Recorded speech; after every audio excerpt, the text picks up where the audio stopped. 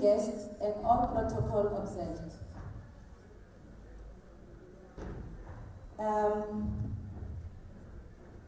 We're now going to request the South African Police Band to lead us with the national anthem. I will request all the police members to salute to the national anthem and all civilian members to remove their headdress. I will remind all members to stand on attention. The cameraman and the videographer will leave their cameras on attention. Let's respect the national anthem. SAPS band.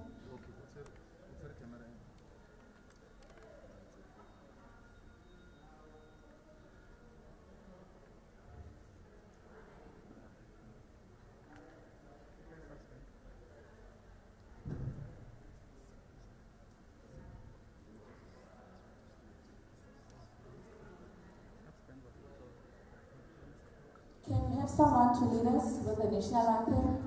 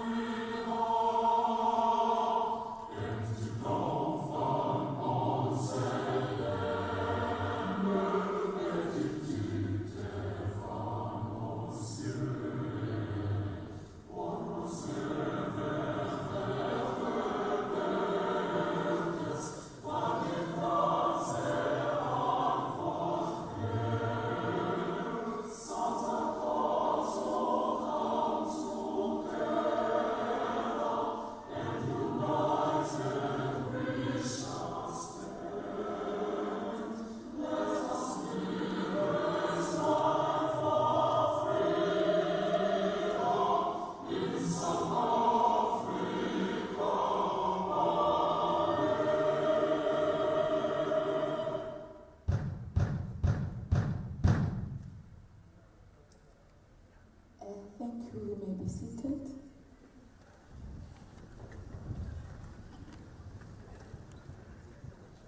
We are now going to call up on Captain Reverend PLP Gumete to open the proceeding with the scripture reading and prayer.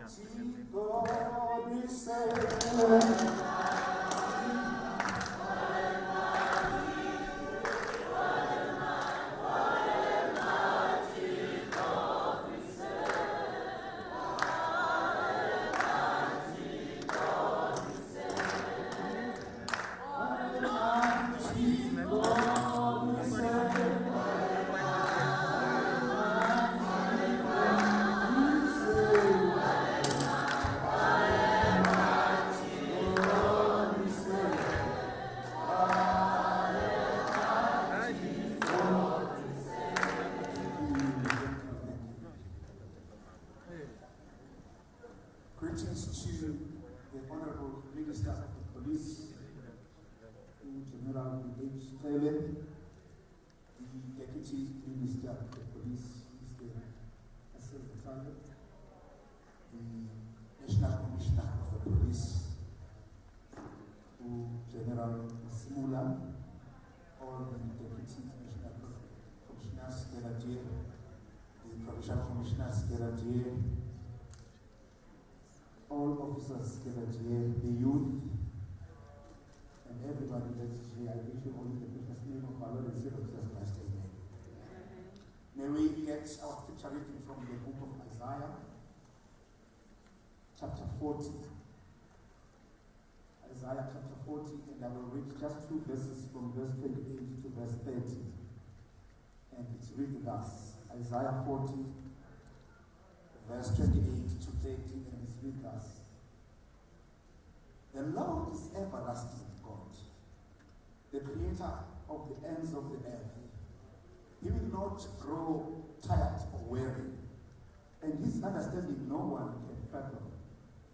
He gives strength to the weary and increases the power of the weak. Even youths grow tired and weary, and young men stumble and fall. But those who hope in the Lord will renew their strength. They will soar on wings like eagles. They will run and not get weary. They will walk and not be afraid. This is the word of the Lord. My short message this morning on this passage that we have read, it says, it doesn't matter what lies ahead of us, but God is already ahead of us.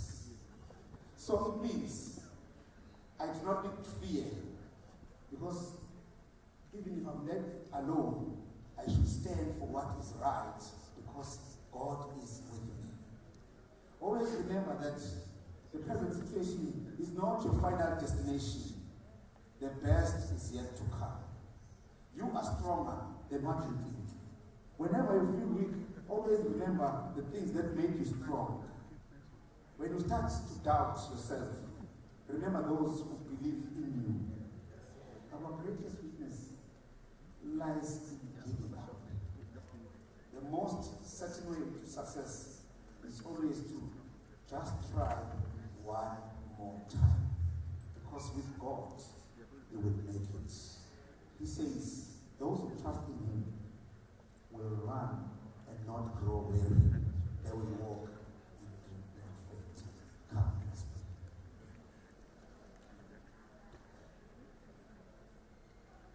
pray. Gracious and loving God, we come before your throne of grace this morning. We want to thank you, Lord, for this beautiful day that you have granted to us. We thank you for traveling mercies. We thank you for bringing us all here safely. As we are about to start this national youth crime prevention in Indaba, we ask your presence to direct us and to lead us, because we know and understand that without you we cannot do anything. So, dear Lord, we pray that you bless all the proceedings of today and all the days that we are going to be gathered here. Be with us and lead us and guide us. May this youth that is gathered here, at the end of the day, when they go back to their different provinces, they may go back with something new that they have got here, so that wherever they are, they will be bright in their corners, so that crime will be stopped in our country.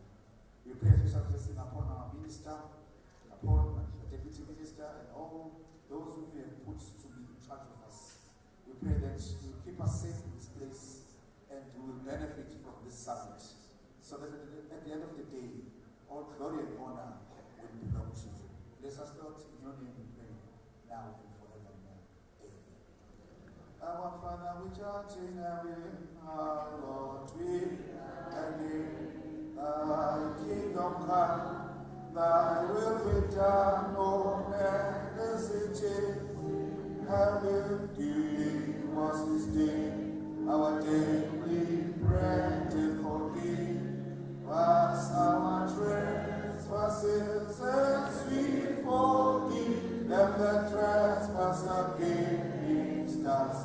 And lead us not into temptation,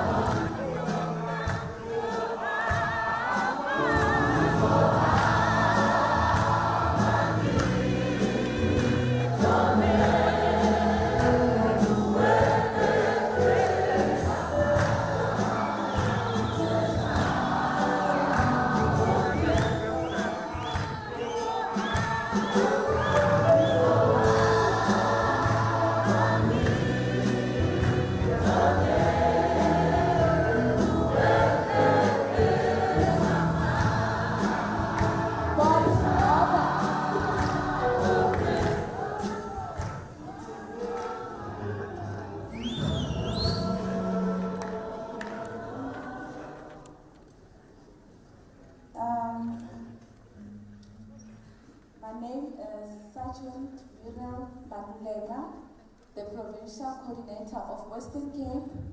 I am with my co-presenter, Mr. Matitsibane Kliane. We are going to be the Program Director for the day. We are now going to call up on the Divisional Commissioner, Visible Policing and Operations, Lieutenant General Mothala, to welcome all attendees and outline the purpose of the day.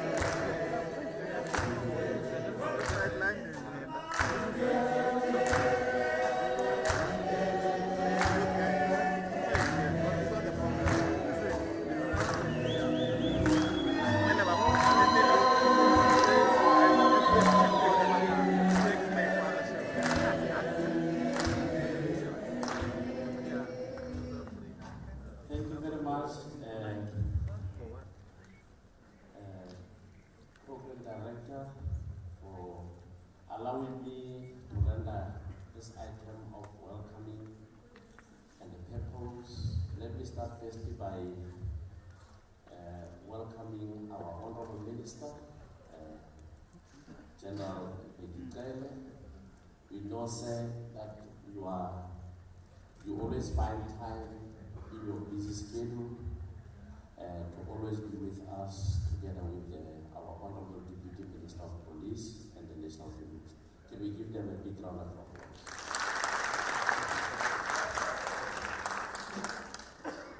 We thank you very much, Honorable Minister and the Deputy Minister, the National Commissioner, and also the leadership of SAPS that is here, Provincial Commissioners and Divisional Commissioners, including the Deputy National Head of DPCI and the Acting Secretary of Civil Secretariat of Police, and the leadership of SAPS, all youth formations, the leadership of CPF that is here, all youth formations, both at higher education and also within the SAPS, all protocol observed. This August occasion follows the successful launch of the Integrated Youth Crime Prevention in October 2021.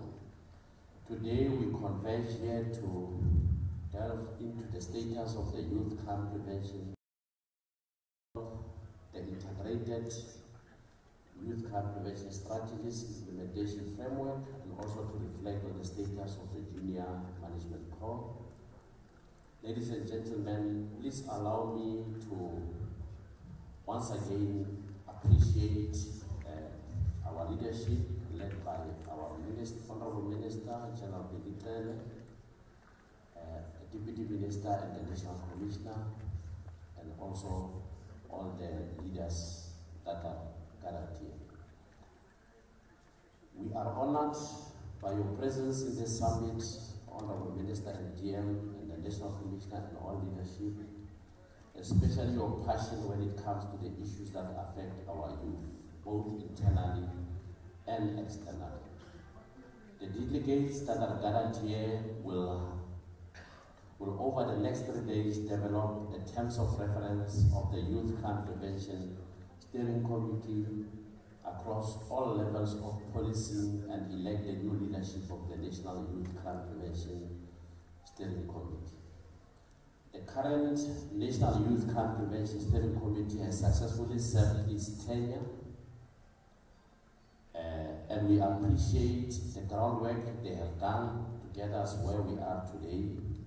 We know that during their tenure, one of the challenges that they faced was that they had to operate within the COVID-19 period, but they still find a way to actually ensure that they mobilize the youth formations in all provinces and both internally and externally.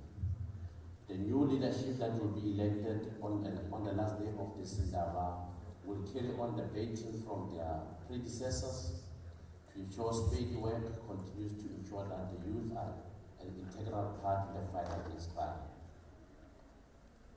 Honorable guests, we are also honored today by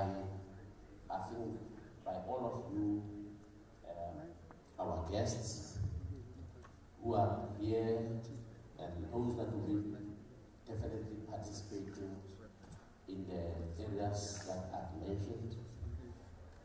Esteemed guests,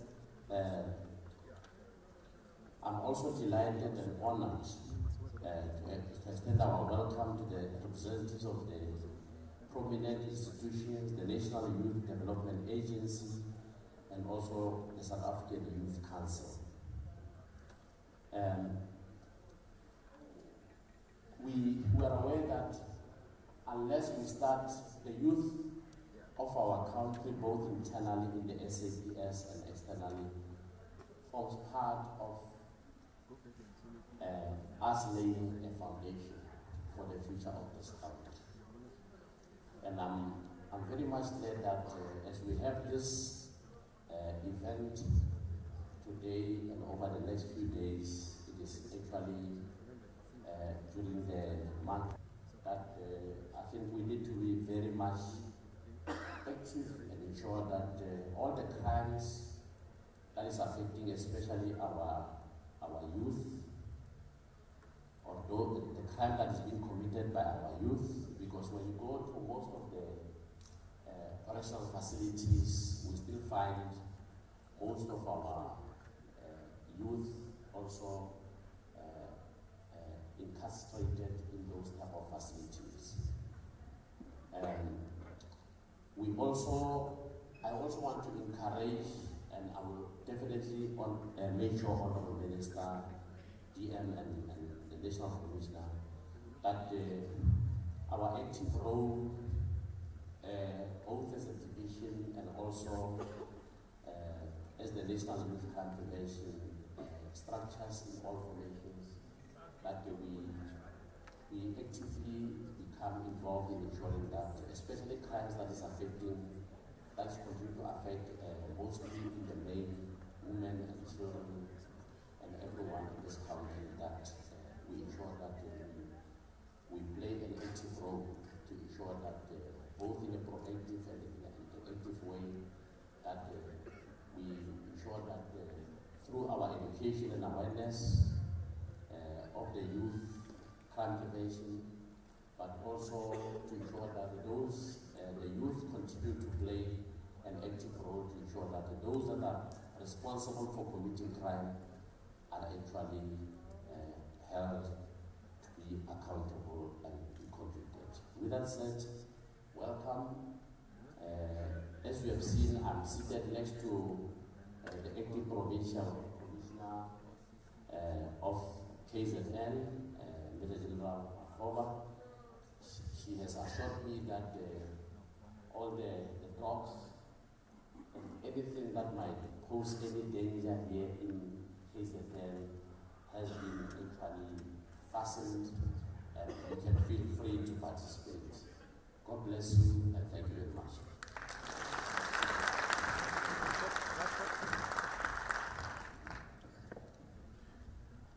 Thank you very much, General Msala. I was very relieved when I got here in the morning when I found out that they actually found a podium for my son. You can never, look, it's a nightmare for me all the time when I'm running a program. Before I sleep, I always wonder, did these people have the correct podium size? Because the problem is I'm going to be speaking and then you won't see me, it will be as if you're listening to the radio the whole program. And I'm glad today you're not listening to the radio. Thank you very much, General Sala. My name is Matsetsevali Tiani. I'm from an organization called Agape Movement. I'm a managing director there, and we are an implementing partner of the South African Police Service, especially on youth crime prevention and on school safety. And I am one of the co-facilitators today with Ceci Muriel Maluleke.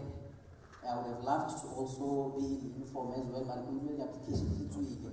So maybe I can go, so the next time I can be in uniform. Young people, this event is ours. That is number one. We will not forget this one. We are going to bring the right energy throughout.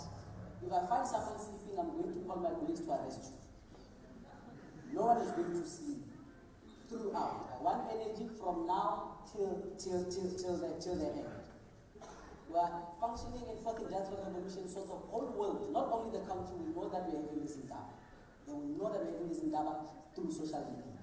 So I've organized that we have Wi-Fi here. So there's a Wi-Fi for everyone. Please clap hands for that.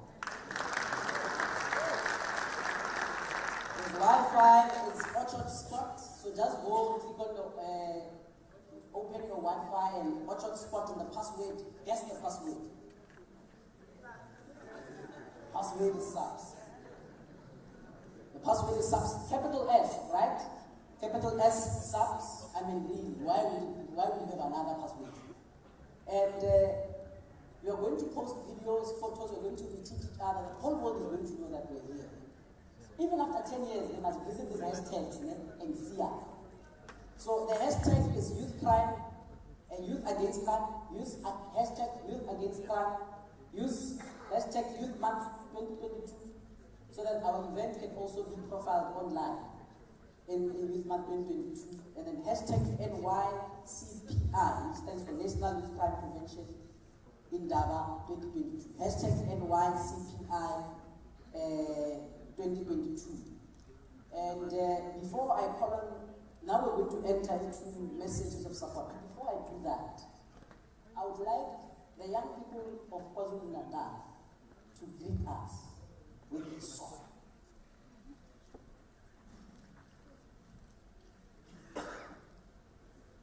Young people of KZN, please greet us with a song. Let's sing a song and then we enter into messages of support. We've had other prophets they've already greeted us, but KZN, if you're here, I will hear with the song. Remember, I said this is our event.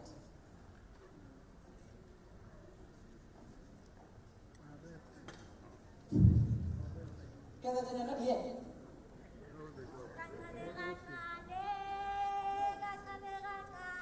Let's go.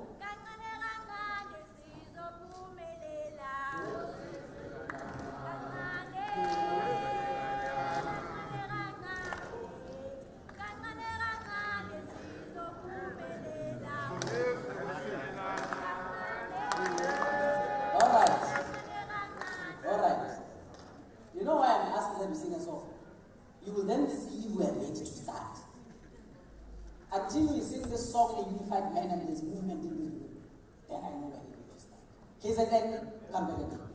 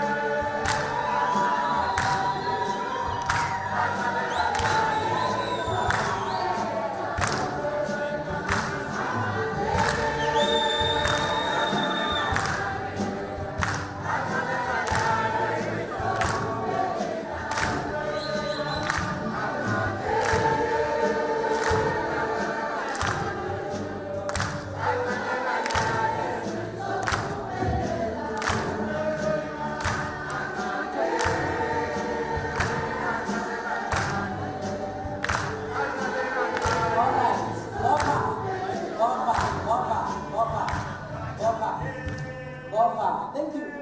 You know what I'm observing there? Other people came to an Indaba and they also came to celebrate with man. Other people that came to they came to work. Baba, they can't dance because imagine going to work and dancing. Can I please have another song? Let's all dance. This is an event that we'll never forget. Otherwise, we will not forget this thing. Let's all dance and unify this city with a song.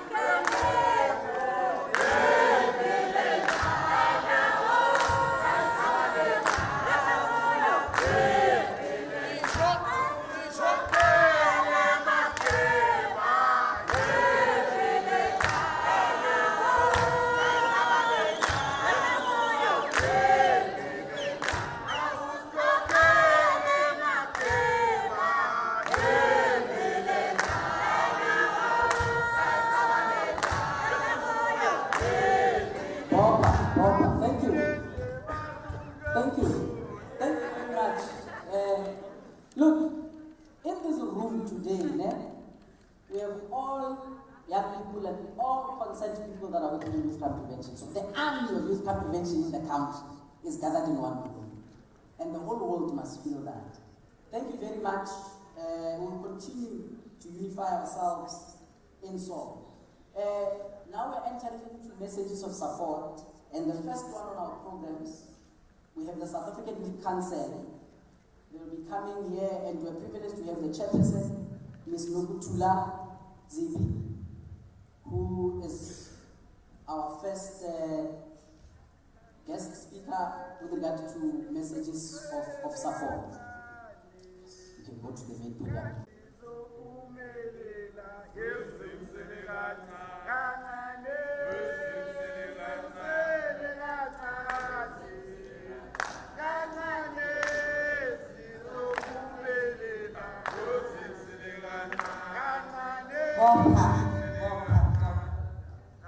Greetings, Sanmonani. Ninjai. I can send program director attention. Nirat. Nirat, guys.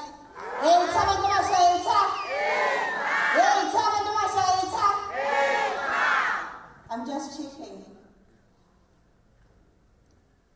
Greetings to the Police Minister, General Begitaile, National General Commissioner, Masemula, Provincial Commissioners, the National House of Leaders, the National Chair of the Youth Desk, Mr. Bosi, the Provincial Youth Desk Leaders, the NYDA Chair, Asante. I can see Uhamba with the NYDA board member to be sent. All protocol observed. Colleagues, I see you sitting. Kamalam Bunotula Zibisope, the National Youth Chairperson of the South African Council. Ours today to the National Youth Crime Prevention is to give message of support. Issues of young people are very broad. So we need young people like yourselves. That's why you're affiliated to us, to direct us in terms of crime. How do we prevent crime? How do we protect young people from committing crime? How do we protect them from being victims of crime? How do we make sure that South Africa is safe? We rely on Youth Desk always, and we have, through our previous councils, even with this council, we seek counsel from Inhleli Kodwa. Remember that we are speaking on all young people in South Africa when it comes to crime. You know all corners of crime. You know, I was joking with Biela, who also is the provincial treasurer officer, that when I ask him, when I come to KwaZulu Natal, where is the spot that is highly dangerous, he always knows which to point me on. We are young people need to understand that we are diverse, and we must form part of the diverse and bring all our intellectual and different understanding of young people. That's why we have a youth desk that deals with crime. But also not just focusing on crime. I'm sure we are also focusing on how many young people end up wearing this very fine, beautiful uniform, Yamapolis. As in Milela and Gaiboga, and I'm wondering, I think I chose a wrong profession, Minister. I should have been a police. The way police women are dressed today, it's really beautiful, and it inspires confidence to a young person outside looking into today. We must continue making sure that we view you in that light. When we see you, we must see ourselves being protected as young people and find comfort in expressing ourselves further. Today, in your deliberations, young people of South Africa that are dealing with crime, think of a young person that is outside. Think of a young person that lives in Limpopo and needs assistance in crime. Think of a young person that lives in KwaZulu Natal that needs assistance. And be honest in your deliberations. At the end, I know you will then be going towards your elections. When you get to your elections, also speak to yourself. This must not be about seeing yourself being part of Amapoyisa and thinking it's a stepping stone to being a policewoman or a policeman. It's about being active and making sure that crime prevention, young people find space and find comfort, are protected, and those that do wrong are brought to justice. Yes, we are protecting young people, but we can't protect those that go against the law. It is us that must out them out first. Whilst we also look and see that all police women and men are doing their job correctly. I wish you well. The words from the South African Council, let's make sure that we spend these 3 days wisely and make sure when we elect properly. Thank you very much.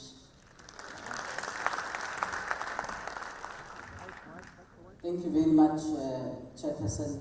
I appreciate those kind words. And now we're going to be moving to the speed of light. I would like to then call on the Department of Basic Education, represented by Mr. Baba Malaka, to also come and render a message of support from the Department of Basic Education.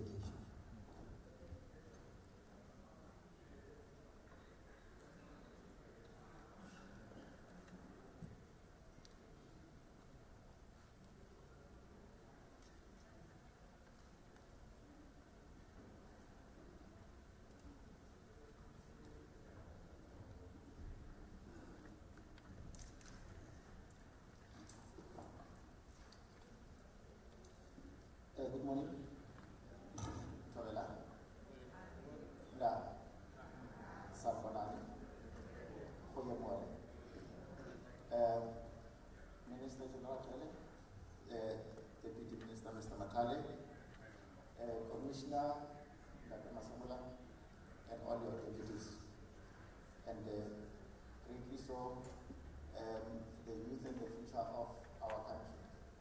I come from the Department of Basic Education, and then I've got this opportunity to come here to be with you in support of the work that you have been doing for those that have served, and then for those that are raising their hands to serve, so that they can understand what is the magnitude of the task that they're taking over.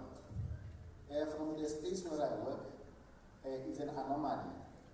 Previously, when I was in school, there was nothing like a school safety directorate or anything, because we feared authority. But over the years, the erosion of respecting and fearing authority took over. And then we are in a space where we are dealing with things that we do not necessarily understand. And what is important that I noted from the previous speaker is that we come from these communities, and what I know is that a school is as stable as the community that it exists in. And what is important is the future that we need to create for our kids. We've got an opportunity to influence and create a perfect future for our kids. We need to make sure that we've got safe walking spaces for children to traverse between home and school. And then the other thing that takes us backwards as a country and as communities, sometimes I think people make mistakes of confusing what? Government and communities. Because what government is doing is merely facilitating community development. So if we do not necessarily take care of our schools, our school properties, vandalism that is going on in schools, school properties being stolen and sold to our neighbors, to our friends, it becomes a problem.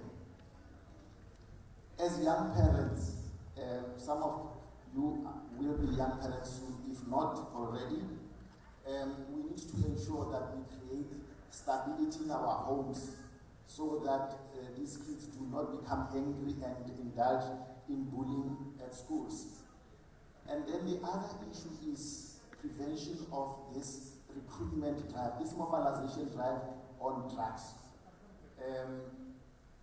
Our kids to point out that person who says, so I must ban. You can't. You cannot continue destroying our country like that.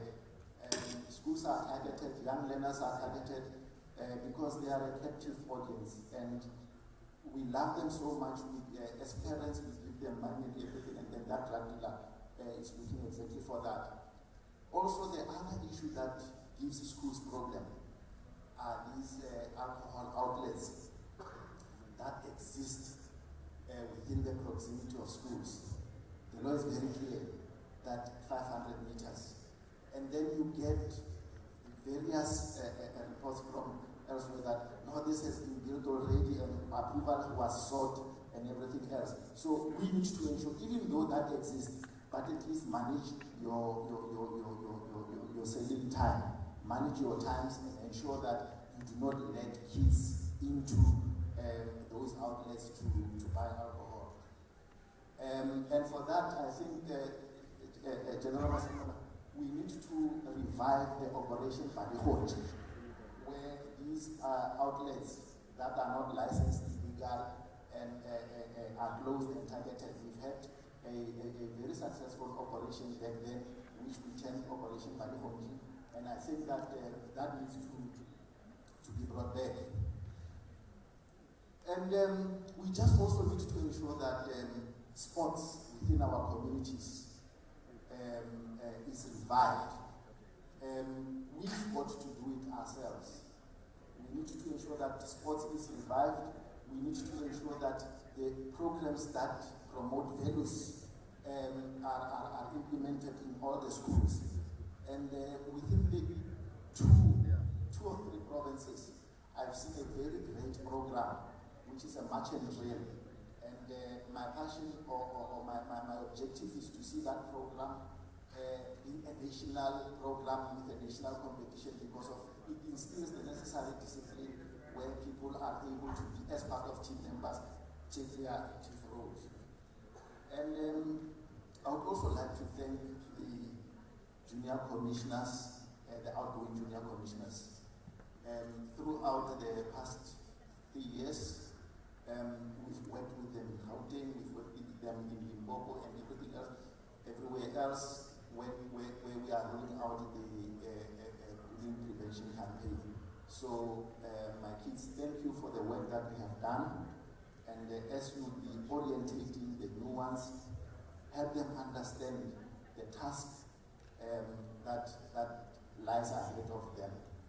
And to all of you, as we deliberate, let us consider our history so that we create a future that we never had. Because we did not inherit this land from our ancestors. We borrowed it from our future generations. Thank you.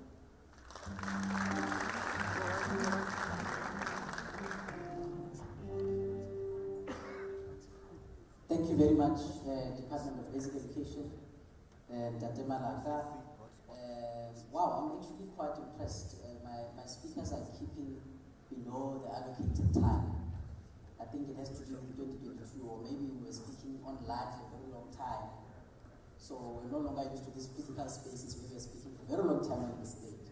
Thank you very much. Now I'm going to, I just want to find out if Sadvetsa is here. Ms. Ilbarat, are you here? Can I please get an indication? And if you're you're not here, then I'm going to kindly request the National Youth Development Agency come and provide us with a youth social profile overview. And I kindly request that we warmly give a round of applause and the band give us soft music as the Executive Chairperson, Ms. Asanda Luwaka, ascends the stage to give us a message of support and the youth social profile. Thank you very much.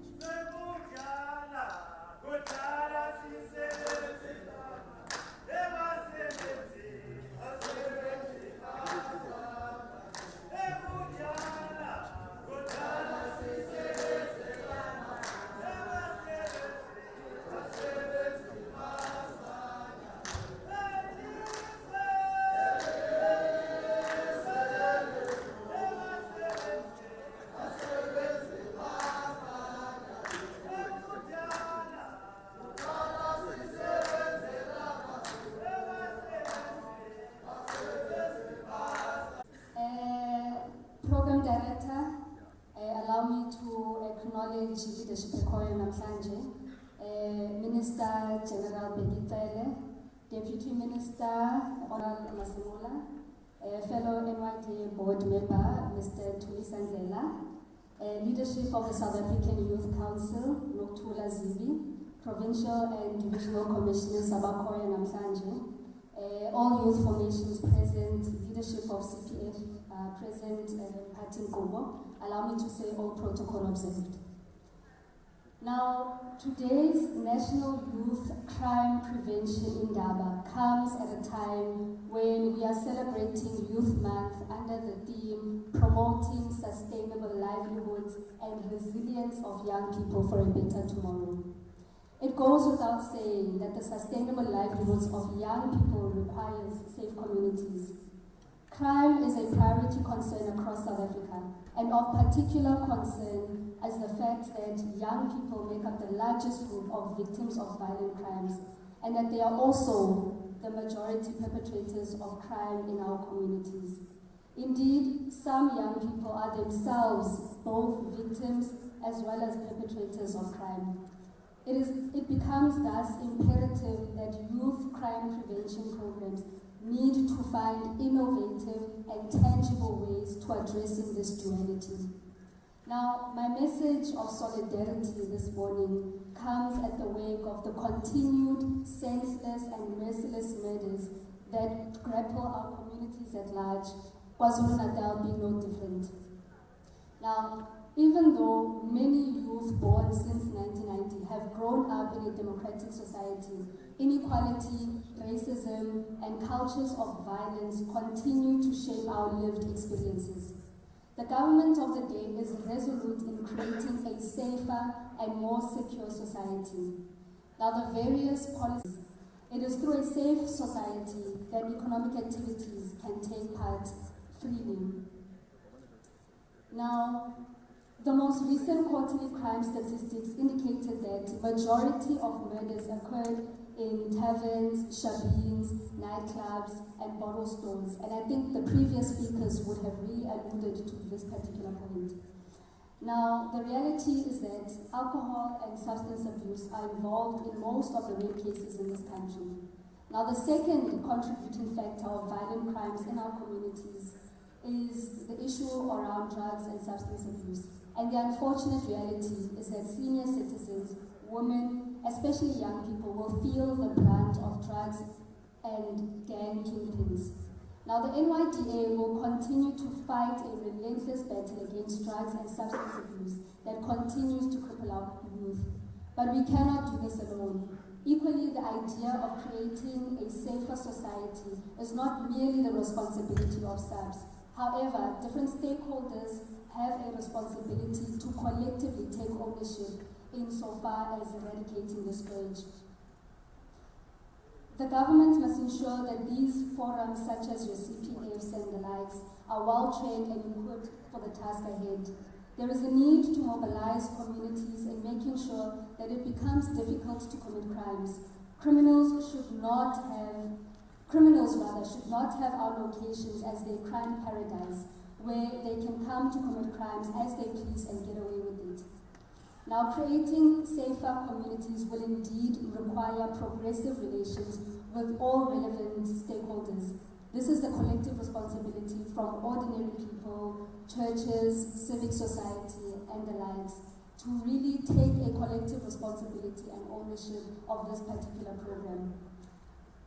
The NYDA will ensure that we continue working with young people to provide the necessary solutions so that they don't resort to drugs and substance abuse and inadvertently end up becoming victims as well as perpetrators of crime.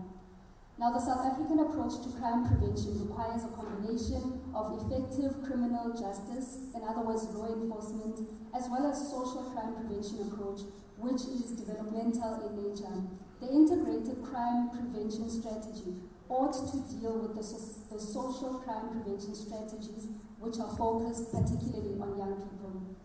Let us not only reflect on the status of crime as it relates to young people, but begin to find tangible and practical solutions. We need to ensure that the terms of references for the Youth Crime Prevention Steering Committee speak to all levels of policing.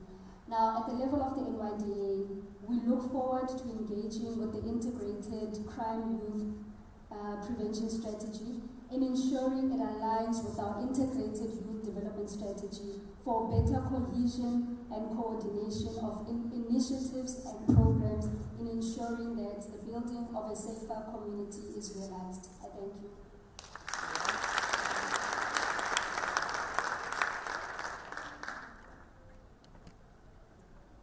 Thank you very much, Moses Kamba.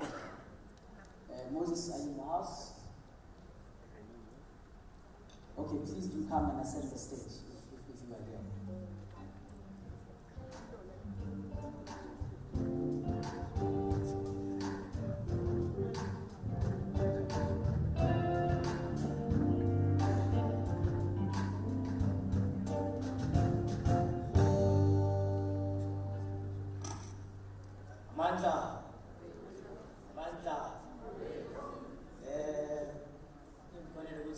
We are used to the student environment.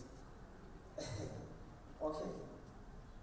Firstly, one must greet the Minister of Police, General eThekwini, the National Commissioner, General Vanilla Simoda, the Provincial Commissioners that are present in this venue, the youth formations that we have, which are also present in this venue, the Provincial Commissioners that are present, the board members of the NYDA, and the stakeholders that are present also in this plenary, and also on protocol is also observed. One must firstly appreciate the consistent invite by the South African Police Service to SAPS to come and grace its presence in all of its programs and youth summits that it has been doing. It is clearly showing that there is an initiative of the South African Police Services to create a positive working relationship between different stakeholders that have the institution of parliament. As SAPS, we are in full support of each and every program that is initiated by the South African Police Services. And we also, in its highest form, would like to speak issues that are concerning the sector of education that we are facing. Being the first to say that we have been working positively with the South African Police Services across the country to ensure that whenever there are any violent strikes that have been happening with institutions of learning, whereby we are finding our students doing things that are not in line with what is supposed to be done in institutions of higher learning, saying that they are striking those strikes and turning into violent strikes. We are the first people as the union to say that we are reprimanding all acts of crime so that we can show that we are leading by an example and make sure that we redirect our students into a posture whereby it's not going to be violent or portray an image that is not positive even towards our stakeholder that we have externally in South Africa.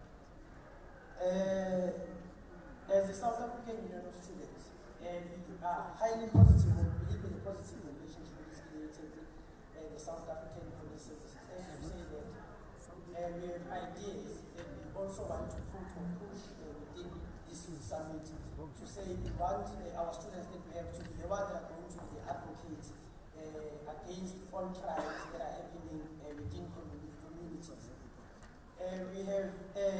We want to speak on policy implementation that are there that have been spoken about in youth summits and Indabas, to say that we want them to be implemented and to also do a follow-up in all of those policies. As the union, we are fully behind South African policy services and to whatever invite that they want to issue to the South African Union of Students. We will surely pledge our support and also provide our contribution as the union to say that we are supporting each and every initiative that they want to provide to the South African Union of Students. I thank you.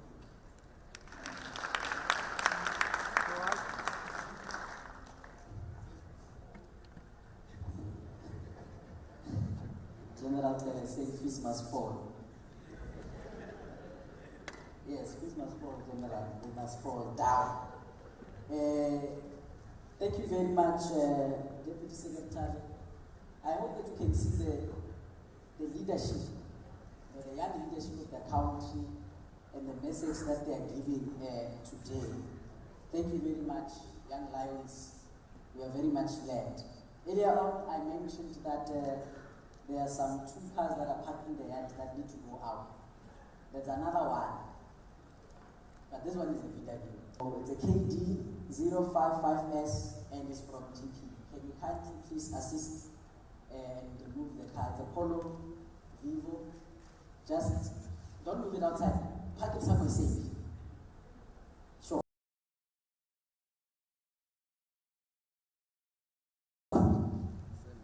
We have Ume Matandi Kize, who's going to be representing the South African Police Union, will be offering the message of support as well. Band.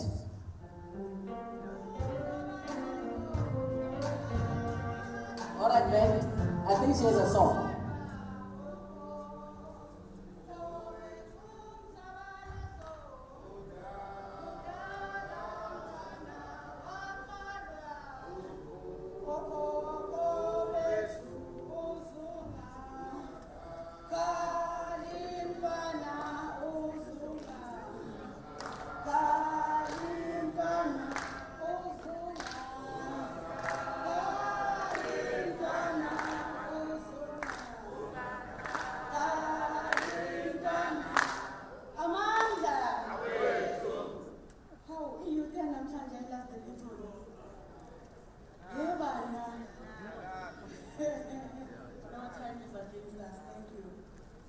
Honorable Minister of Police and your Deputy Minister, National Commissioners, DNCs present here, Provincial Commissioners, religious leaders, traditional leaders, men and women in blue, our youth and other stakeholders present, allow me to simply say all protocol observed.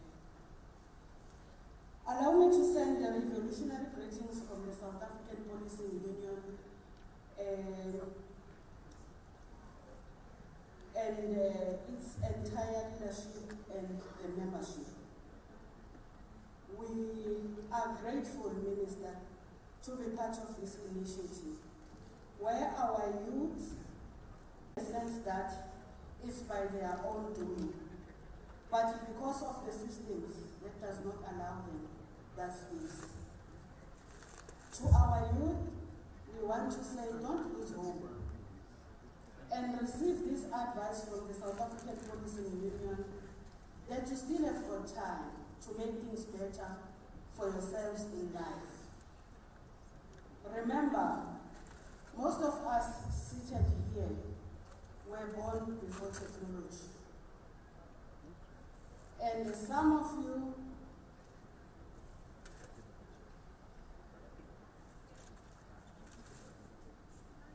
who are youth seated here were born after technology. So, by so saying, we mean to say it is your duty to come up with new ideas and innovatives that can assist you to create jobs for yourself, be it through CEDA or be it NYDA funding. We fully understand that some of you will opt for quick ways of earning some cash, which is not a problem. However, it should not land you in jail, whereby your bright future will be shattered. We are your parents. Make us understand what exactly that you need from us in order for us to can give support to you and give advices that will lead you to brighter future. With these few words, youth who is present here, we are very positive that this youth in Bizo is going to yield positive results moving forward. And all the outcomes that you will come up with will assist in all what you want to achieve in life. Thank you.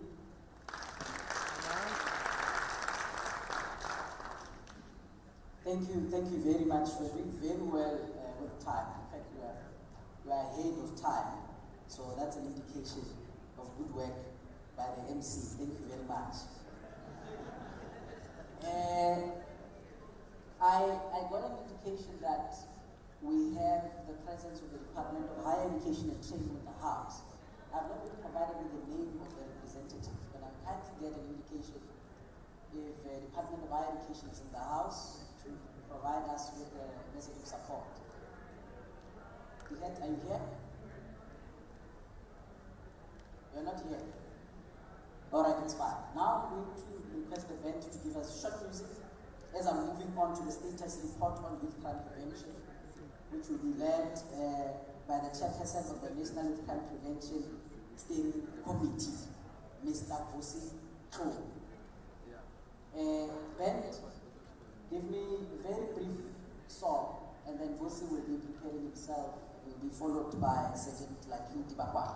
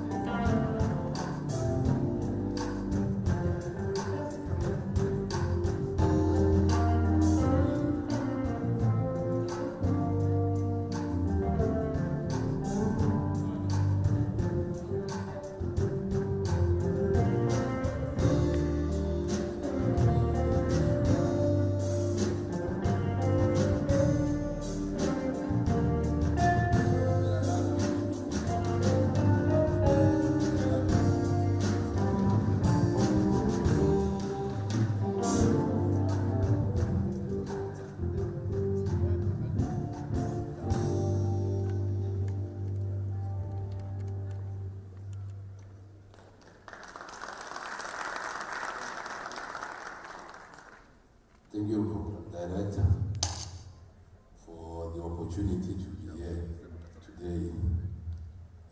To our Honorable Minister of Police and the Deputy Minister, the heads of the ministerial entities present here, we salute you. On behalf of all progressive young people in the country, we wish to convey our message of congratulations to the newly appointed National Commissioner of the Police. Congratulations, General Massimo.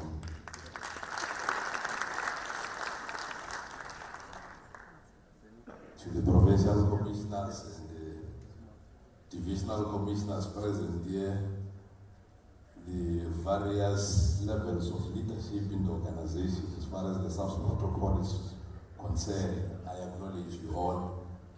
The NCPCF leadership present here, the progressive young energetic minds of the youth steering committees across the entire country. I also thank you all for being here with us today. This is your event. It be about you if it is not inclusive of you. If I was in another spectrum, I would say there can't be anything about us without us. The junior commissioners, you remain a hallmark. Let me also acknowledge and appreciate you. The various social partners under the umbrella banner of the South African Youth Council and the NYTA, these various student leadership here present with us today, Saus, Safets and Absentia, all the social partners that are here, Desayo, Kemprosa, welcome.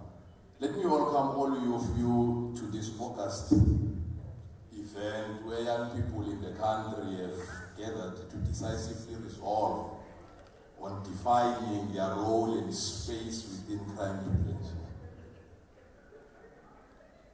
Vladimir Lenin says, sometimes history needs a push. We are here to give that push.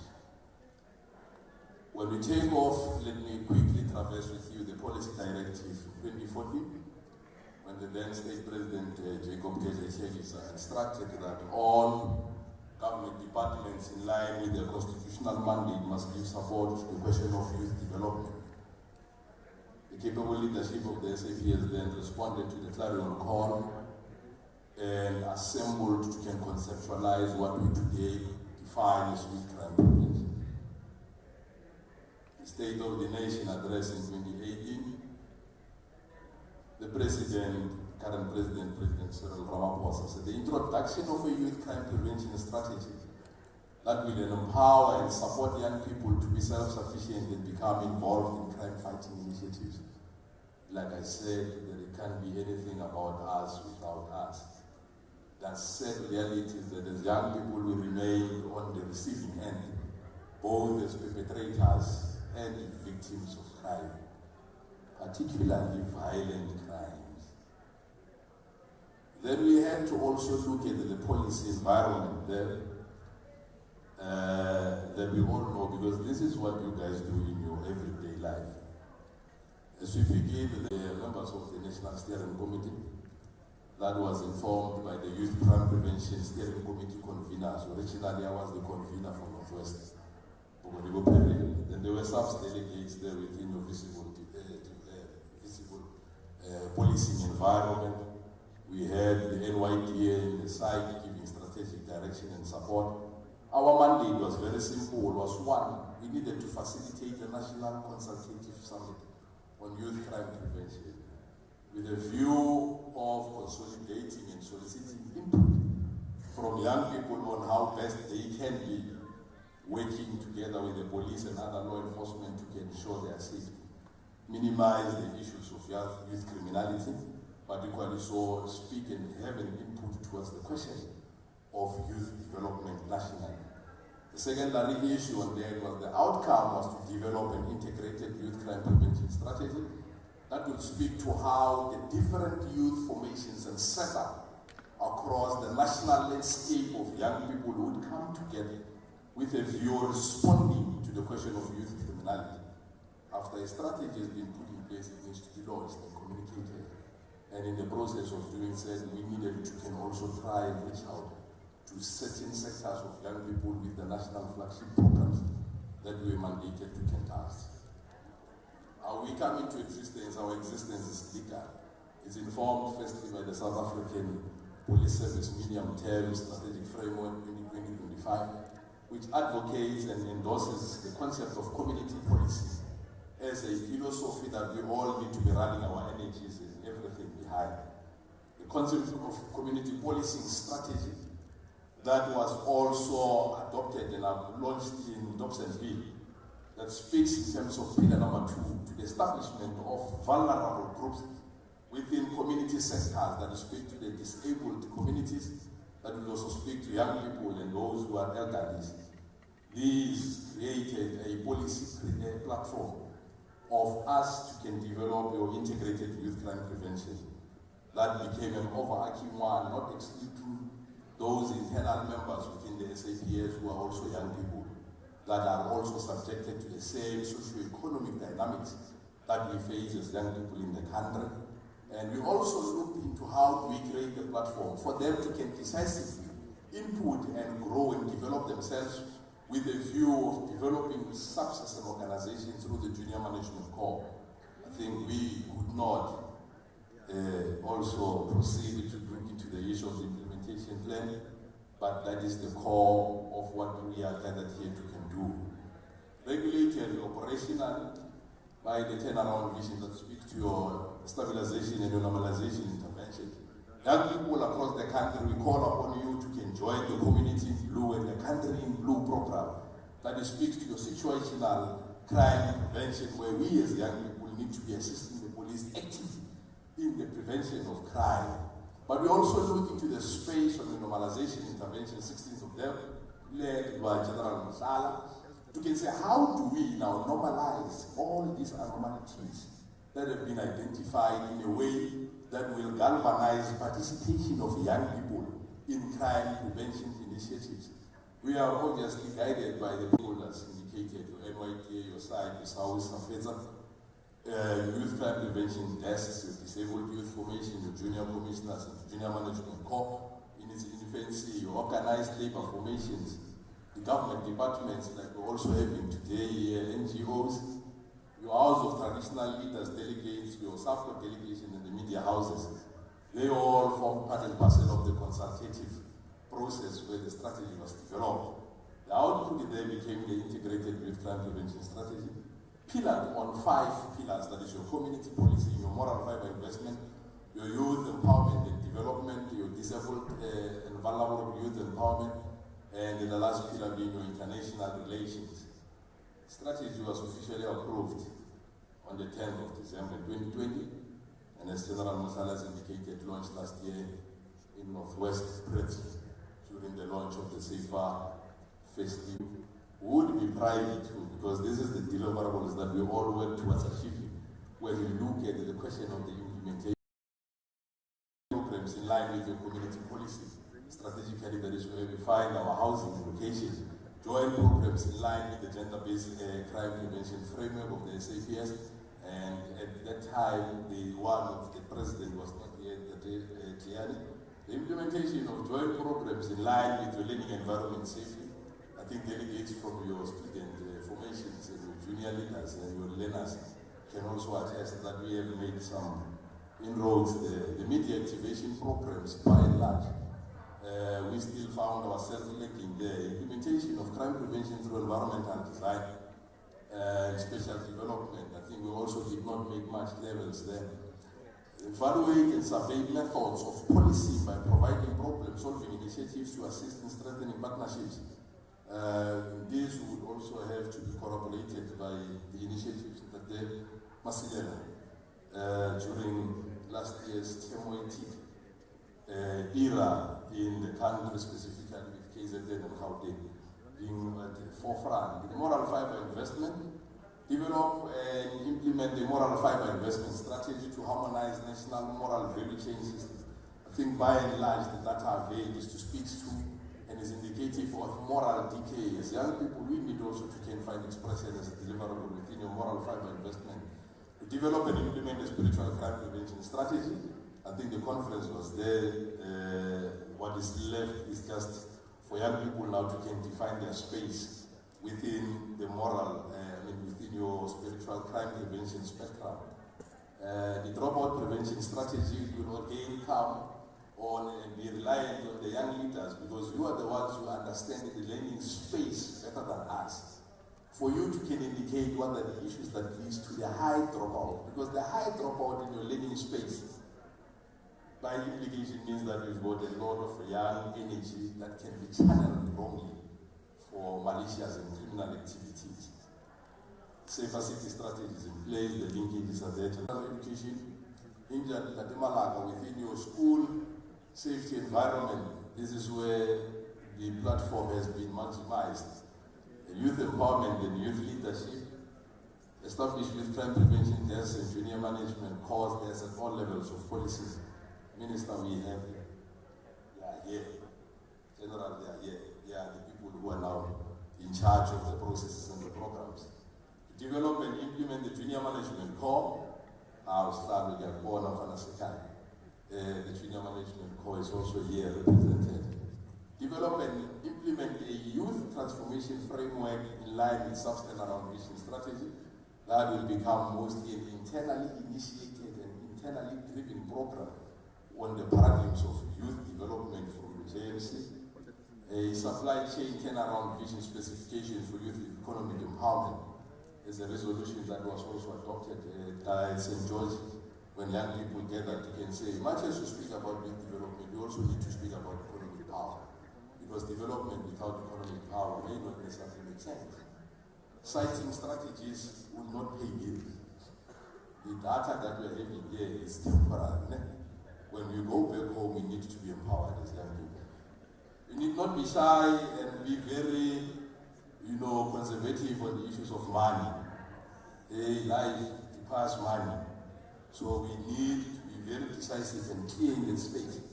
That as young people, we also need to be appreciated in the space of economic development. Develop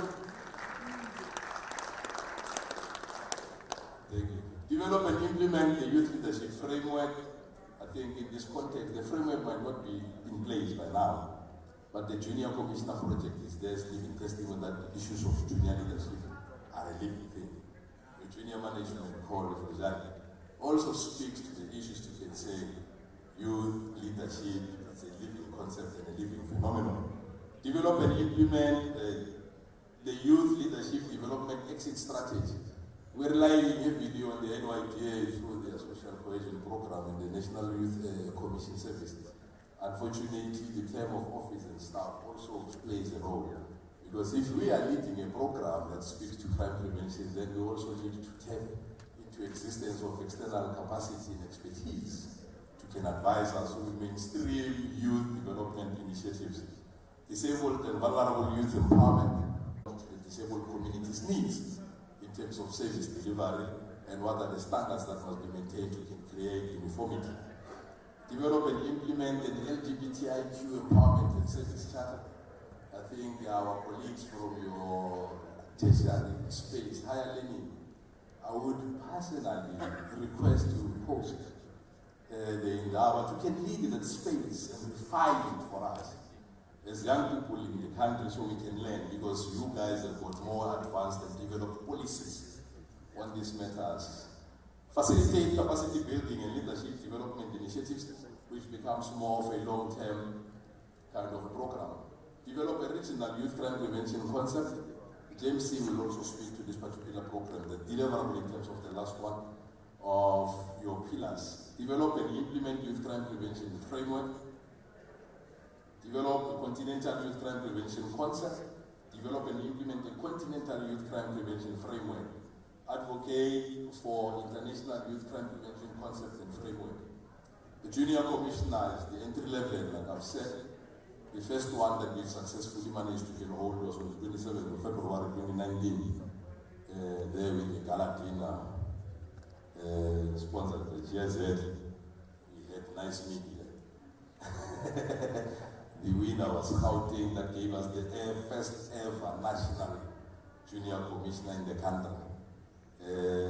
Minister, we can also confirm that we are ready now, that the incoming leadership will come and facilitate and conclude that very soon the national one will be sitting. All 9 provinces have undergone the process of having the junior commissioners provincially, and then they will be allowed space and time for them to can elect the national one, so that when we speak about the national layer or sphere of leadership, it is all inclusive, not necessarily a lip service, so that the interests of learners in your space of learning should be championed accordingly. The Project Harmony program intended to can harmonize relations. I think this is a commonplace knowledge. Our relationship with the police, generally as young people in the country, is not refined for various reasons that we may not necessarily traverse on today. But there should be a platform where we harmonize these relations through Project Harmony that speaks to your sports, arts, culture, music. We call them cross-cultural exchanges. The culture of the police will never be known to the community. unless we've got interactions on a social level. The culture of the community, as evolving as it is, will never be known to the police unless we have these social exchanges and interactions. So also in terms of the COVID-19 regulations, we could not, because all sporting activities as mass gatherings were shut down. The question of youth economic empowerment, we also tried our best to can have a few ways there in the Garage Commanders session that was held in Hammanskraal, where we wanted also to give expression of young people's interest in economic development and participation. The second national pandemic declared by the President, that one of gender-based violence and femicide, we held our national dialogue, and we wanted to also give support to all provinces to can hold their own provincial dialogues, so that the question of GBV becomes a societal dialogue, because in conversation we can find each other, and it is also in conversation where we can complement each other. The workshop that we had planned at Masisiwala did not take place, but nonetheless, let's congratulate Gauteng and Eastern Cape so far on the rollout program that has taken place. What needs to happen is that we also need to define, as we go and reflect on the implementation approach and the terms of references guided by General Masala and the purpose of this dialogue, we also need to go and refine that space to know what are young people doing to fight the scourge of gender-based violence, including how victims in that sector are being catered for. Earlier this year, towards the end of the financial year, gathered in the TUT Mobile, the Empire level, we convened there as young people in the country within your learning environment space. We can try and find each other on how best we can ensure that spaces of learning remain there, spaces of teaching and learning. They do not become criminally infested environments which help us learning and teaching. The fact that some of us did not go very far with education doesn't mean we need to be selfish to deprive those who are interested and well given to can. Because we need young academics. We don't only need young millionaires, leaders, we also need young academics who contribute to the growth of the knowledge base of the country and the continent and the world. We also had, as part of our way forward, a program of action that speaks to how young people in that space in partnership should find each other, complementing the directive on your compass, liaison officers to ensure spaces of learning remain there. We were involved in a number of activities. I see the ones in the spectacles. They are blinking now. Yes. I also can't see. But I know that you're involved in a number of policy development initiatives. I'll just speak to your safer city, community policy implementation response plan to the arrest. We've attended a number of national events that included the summits and the conferences to can develop some of the strategies, including the ministerial imbizos and the deputy ministerial imbizos. We've got collaborations, as we have already indicated here, with strategic, social, and statutory youth formations. In our short term in office, against the short mandate that we were given, we also got to experience short challenges that I would wish to share with the House, so that as we reflect on the TOR and the implementation framework, at least we can grasp and have an understanding of what are the issues that our predecessors may have come across. The structural alignment. When you introduce a strategy, it triggers another process internally of structural alignment. Initially, it was the community policing strategy being custodian by your CPF. When you speak about your integrated youth crime prevention strategy, then you need to have a structure that is responsible. This is the collective. When you speak to the issue of your junior corps, your junior management corps, then you need to have a structure that will be responsible. That is the junior corps present here today. But all in all these spaces, because the relationship is not purified and aligned, it may at some point cause tensions where the CPF may feel that, no, young people are our children, so we need to give them a parental relationship when it comes to issues of crime prevention. Yet, as young people, we are saying, give us space and time for us to can also play a meaningful role in the fight against crime in the country.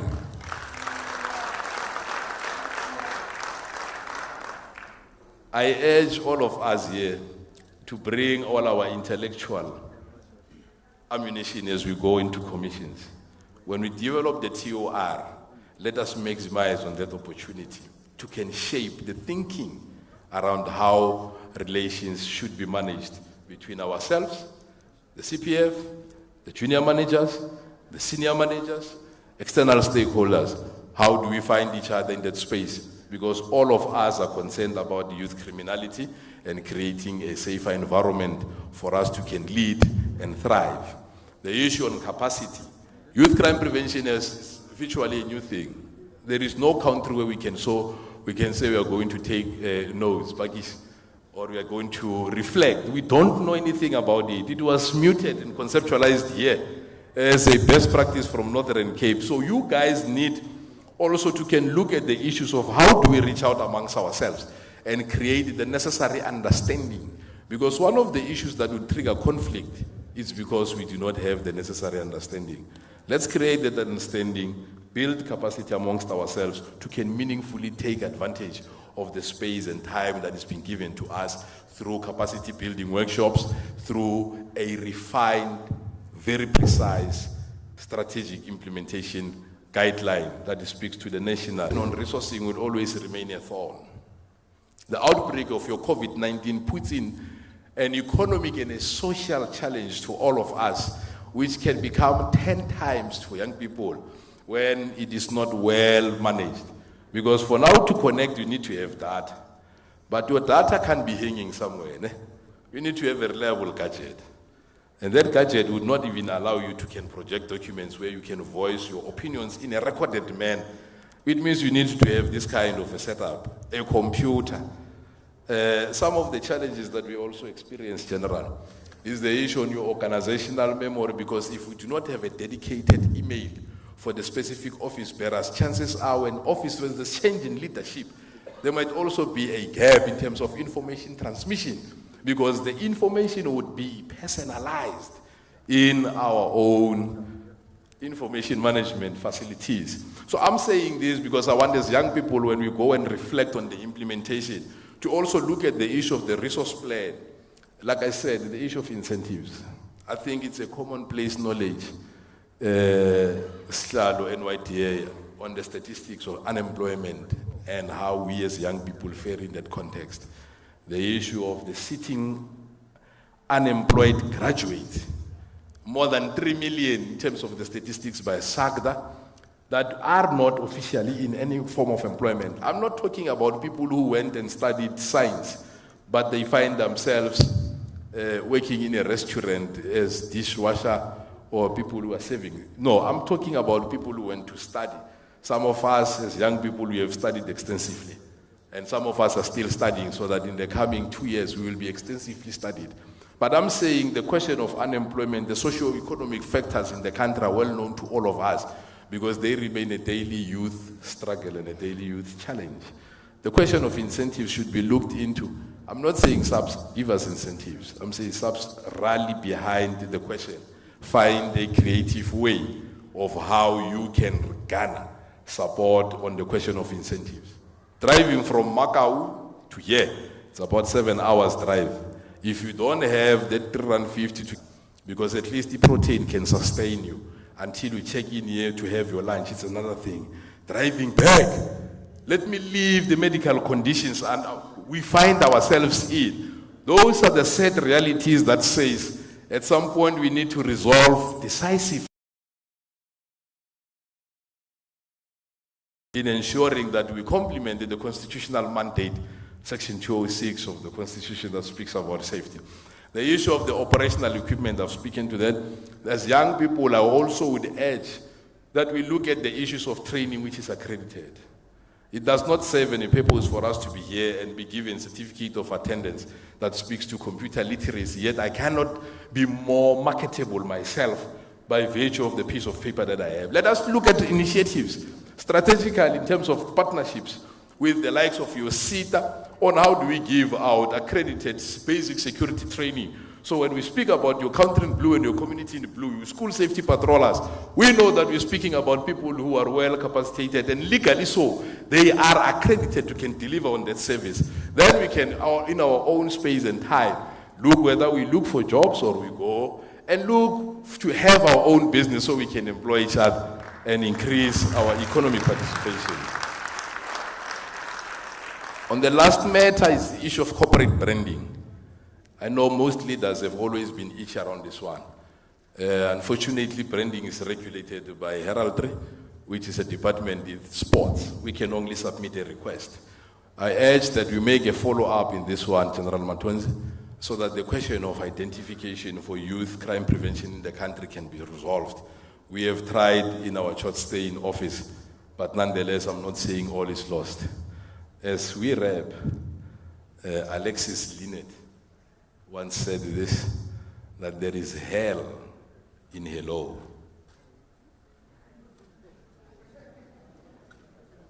There is lie in believe. There is good in goodbye. There is over in lover. There is end in friendship. And there is in life. I thank you.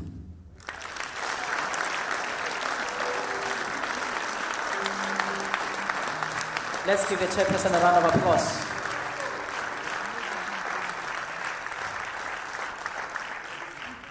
Thank you very much, Mr. Klo. And call you the outgoing chairperson.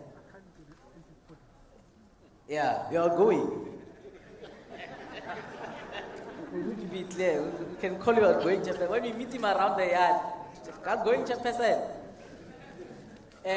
Thank you, but you're still the chairperson. But you're outgoing. Thank you very much. I mean, chairperson, no one is going to come from the sky to save us. And the issue of crime in the country has,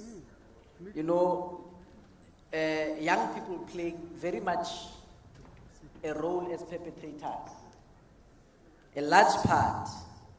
So there's no way the issue of crime in this country can be solved without young people's leadership agency at the center. All other processes are there to support us, but if we don't have young people understanding their leadership agency in ensuring that our country is safe, we're not going to win this. I usually say that it is scary, Minister, National Commissioner, and Deputy Minister, that one day we're going to take over the leadership of this country. It's not a matter of if, it's a matter of when we take over the leadership of this country. The million-dollar question is, in what state will this country be when that day comes? And platforms such as the Youth Crime Prevention Desk and structures, they are very, very important to ensure that we start playing that role, to ensure that the day we take over the leadership of this country, we are able to lead a safer country in which people want to live in. There will absolutely be no reason for us to take a vehicle that cannot move. So on this basis, it is our responsibility to take the leadership role, including fighting the issue of GBVF. And I'm proud to say that as I stand before you, I am the chairperson of the rebuilding of social cohesion and prevention, pillar 2 of the NSP, the collaborative of the NSP GBVF. And there's a lot of young people that are needed in that space to ensure that we implement the national strategic plan on the fight against gender-based violence and femicide. Those are the things that we need to fight, especially we as young men, because we are needed in that conversation. Because that's the brewing ground of toxic masculinity and patriarchy that really puts our country in trouble. Chairperson, thank you very much. Before I call on Sergeant Indaba, I want to find out if we have the CEO and Secretary of the National House of Traditional and KwaZulu leaders in the house. I was informed that they are running late. Before I move on, I just want to find out if they're in the house. So that as we are digesting the report from the chairperson, we would then be listening to a final message of support. Are they in the house? Are they in the house? It's not yet here. Okay, it's fine. Thank you very much, my chief. We're going to proceed. Now we're going to move on to, we've listened to the presentation or the status on youth crime prevention and what is it that Chairperson Vuzutlo and his team did. He mentioned this beautiful structure called the Junior Management Corps that is led by Chairperson Sergeant like Indaba and is also going to give us a presentation and a state of report on that one. Can you please give him a round of applause? Chairperson.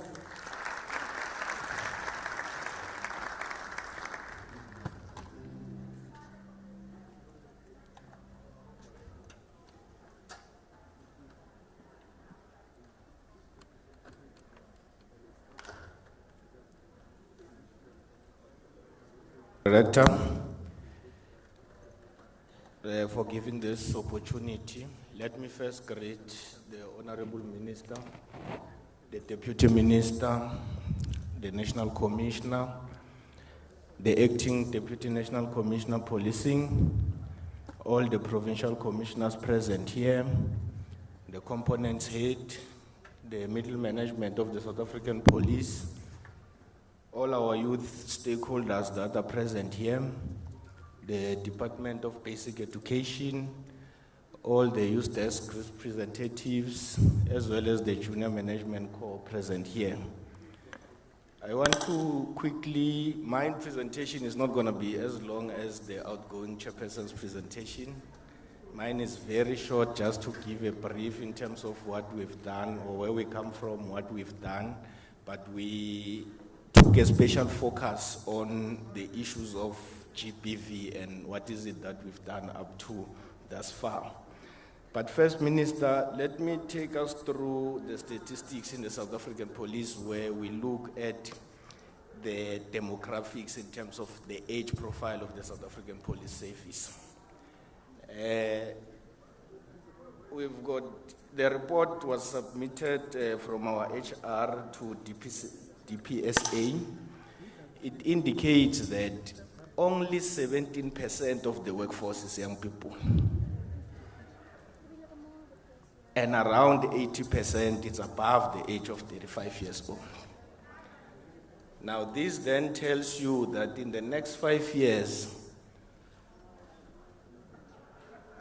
the management that we have today or in the next 10 years, we will not have them. They would have retired at the time. Not only the management, but even your middle managers. And this creates a very huge risk for SAPS because they live with the skills and the knowledge on how to manage SAPS in fighting crime. Now, SAPS identified this as a risk and it's well captured on the risk register. Now, when you go and read at the medium strategic framework of SAPS, creates and provides a platform for the implementation of what we call perspective management concept. The aim of this concept is for the organization to respond to the risks that have been identified in terms of the analysis that I've showed you earlier on. Now, this platform is to ensure that there's managerial capacity in SAPS. Not only managerial capacity, but the institutionalization of good corporate governance and skills development. Now, taking from the concept of your youth crime prevention that is the pillar of leadership development, it was then also extended to the organization that we needed a platform that will be a platform for leadership development and implement this perspective management. As a result of that, the Junior Management Corps was established as an implementing mechanism. And this is anchored in ensuring that junior members in the organization participate in key strategic decisions. We've been exposed, we've said in forums like the Board of Commissioners, to listen and learn. How do we take decisions in the organization? what disciplinary approach do we take and the direction? I am a product of this platform, and I am proud to you to say I am not the only product that is here today. Here, Honorable Minister, we have representatives from all the provinces. We took 2 from each province of the Junior Corps. Our vision is to produce patriotic and selfless leaders by cultivating the culture of innovation through perspective management in SAPS. Then our strategy is based on these pillars. The first one is to implement this perspective management in the organization, bridging the communication gap, human capital investment, the institutionalization of innovation, advance the SAPS transformation agenda, transnational leadership, as well as the enhancement of the performance management system. Then just to give a brief in terms of what we have done in each and every pillar, I can confirm, Honorable Minister, that in terms of implementation of perspective management, we've established in Gauteng, Eastern Cape, KZN, Mpumalanga, Western Cape, the outstanding provinces, Northwest and the Northern Cape. But we do have representatives that we communicate with from time to time as we work towards establishing in that space as well. In terms of bridging the communication gap, one of the risks that we identify in SAPS is that the information that is at your managerial level doesn't cascade down to the juniors at the lower level so that they are able to support management in the priorities that are set by the National Commissioner. Now, we are creating spaces through the different platforms that we have to ensure that our members on the ground are informed of the happenings of the organization. Where is the organization going, and create platforms where they are able to make input in terms of shaping the strategic direction of the organization. Then we also looked that as SAPS, we also needed to improve on how do we communicate with our communities. And we've embarked, Honorable Minister, on a drive to use our social media platform. For an example, when you look at our Facebook account, since we started this, it has went beyond 1 million followers. And I want to challenge us as young people sitting here today to say, if we are part of this and we are not following our social media accounts, it means we are not doing justice in assisting SAPS to better communicate with the communities. Because what we've also realized is that when there's stories that are bad, that are done by police members, they tend to trend very fast within that space. But when we have detectives who have done good in arresting perpetrators, that story doesn't make those headlines. And we took it upon our responsibility, Honorable Minister, to say, we are going to communicate our own stories guided by corporate communications. We are going to ensure that we garner enough support from young people to be able to follow these social media platforms so that when corporate communication communicates, that information or messaging touches quite a number of community members. Then in terms of the human capital investment, Honorable Minister, we've been informed recently that the National Commissioner has approved the mentorship and coaching policy that was developed by HR. And we are very happy that this will allow the senior members in SAPS to guide us in terms of shaping the leadership for the future of the organization. We've seen a draft from the Provincial Commissioner Gauteng that talks to the development of the succession plan for the organization. And then the last part in this pillar, we've seen that we've got quite a number of police officials who are doing good on the ground. And we said, as the Junior Management Corps, we need to assist the organization in the implementation of the reward strategy. The reward strategy in SAPS talks to your money and non-monetary awards.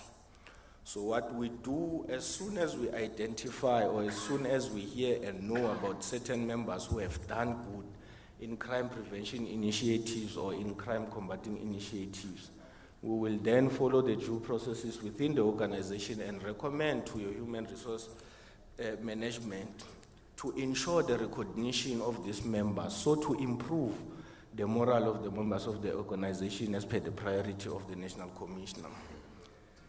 Then in terms of institutionalizing innovation in SAPS, we've said in quite a number of platforms where they say SAPS is not innovative.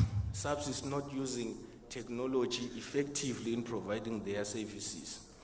The first approach is that sometime last year we hosted an innovation roundtable with a view to can develop an input on how can SAPS use this opportunity of the fourth IR to improve its services and then make proposals to management. In advancing the SAPS transformation agenda, I can confirm that the Divisional Commissioner Human Resource Management participated in the during the Interpol Global Conference. And this concept was then adopted. Then when Interpol went for an AGM, they then implemented what they call the Global Young Leaders Platform, where junior members from different countries also look at how do we improve the services of Interpol and develop capacity as well for Interpol. Then moving from there, Honorable Minister, we also want to mobilize the National Commissioner as the current sitting chairperson of SAPCO to say one of our proposals is that this youth crime prevention concept that is implemented here in South Africa, it needs then to be expanded to the SAPCO region so that we deal with the transnational crimes as well as the development of young people within the subject region. If that becomes successful, then we should be able to move at an AU level to the world. Then the last one, Honorable Minister, which we also think it will be very crucial for this Indaba when we go for the commissions to look at, is the performance tool that will be used to measure the initiatives that we are going to implement going forward. So that at the later stage, as SAPS, we are able to check and evaluate whether the investment that we made or that we are making to these platforms does have a positive impact on the reduction of crime. Because you'll remember the mandate of SAPS is to fight crime. Now, every investment that we make, we need to show at the end of the day to say these initiatives are yielding results. So we are having a return on investment. Honorable Minister, let me quickly move to what we have done in relation to addressing gender-based violence in SAPS as well as outside SAPS. We hosted the GBV dialogue at the SAPS Tshwane Academy in Pretoria, where all divisions and provinces were invited. The purpose of that dialogue was to create a platform for SAPS members to really discuss the impact on GBV in SAPS members. Because you will recall that there's quite a number of reports where police officials have either killed themselves or they've killed their partners. This then told us who have a problem. Provide services to the community. We provide services that are adequate. I remember the minister came very strong during the COVID-19 to say, as SAPS members, we are not judges. We do not return people who come to our station to report cases that are related to GBV. And we headed for that call to say, can we rectify this? Can we talk on our own as SAPS so that we are able to provide services to these communities? Honorable Minister, from there, together with the National Youth Crime Prevention Steering Committee, we also hosted the national dialogue that established the Youth GBV Steering Committee, which included the stakeholders that are here today. From there, the minister will recall that when we were attending the mass memorial meeting in the mass memorial service in Eastern Cape, the minister said we need to intervene in areas like Ulisikisiki, because Ulisikisiki, it's still a problematic area. Not only Ulisikisiki, we also have others that are not moving in terms of your crime stats, your Toyando in Limpopo and KZN as well. But with the directive of the minister, as a junior corps led by the Eastern Cape Junior Corps, we embarked on operations and programs to intervene in the Eastern Cape, starting from Ulusikisiki. We had quite a number of operations in that space, Minister, and some of the places that I can mention now is that we had operations in Matatiele, in Polile, in Montfrem, Bizana, your Steaksbraid, your Port St. John's, Umtata, and Grahamstown. And I want to also take the opportunity to extend a word of appreciation to the Provincial Commissioner in the Eastern Cape for the support that he's been giving to the Provincial Junior Management Corps. Honorable Minister, the PC in Free State then provided a platform for the Junior Corps in Free State to have an intervention in Bloomsbraid, because Bloomsbraid at the time was very problematic in terms of your GBV-related issues. We also went there, we had quite a number of operations, including your community awareness around issues of GBV. These are just some of the pictures that we should share with you in terms of the work that we have done thus far. Honorable Minister, then we headed to Limpopo to have a GBV dialogue, and we got quite a support also from the PC, who also gave us a way in terms of how do we deal with this thing of GBV as young people. And we also want to appreciate that. We then proceeded, National Commissioner, to Dobsonville in Gauteng, where quite a number of young people joined us to come and discuss this issue of GBV. They provided different solutions, and I think Ukenal Mfukeng is also here. The outcome of that GBV was to have a provincial plan that also support the provincial priorities in relation to such programs. Then on my last slide, Honorable Minister, as a way forward, we want to say one of the challenges that we've identified as a junior corps is that we've got different structures in SAPS and outside SAPS that are not working together. And we are calling this Indaba, that when we deal with the issue of the TOR, as the outgoing chairperson said earlier on, the issue of integration and collaboration is very key. Because when we are running programs on GBV and you find that the NYDA is also running programs of GBV that are not linked or that are not talking the same issues, then it becomes a problem. So we are calling for the issue of your integration, so that in SAPS we will have one structure that deals with your youth issues, and then we link with the youth structures outside. Then we are also proposing that from here, now that the implementation framework will be developed, we then go for the development of your provincial implementation plans, guided by the national plan that will be developed here, so that there's alignment in terms of your implementation. And when the provincial plans are done, they must also look at the provincial priorities to ensure that they are also included in those implementation. Then lastly, in terms of the implementation framework that is to be discussed, we are proposing that let us also look at your economic empowerment programs for young people, especially when you go and touch on the township economy. How can we best invest on it so that it works and support young people. We are also challenging the issue of technology. How best do we use technology as a tool to improve the lives of young people?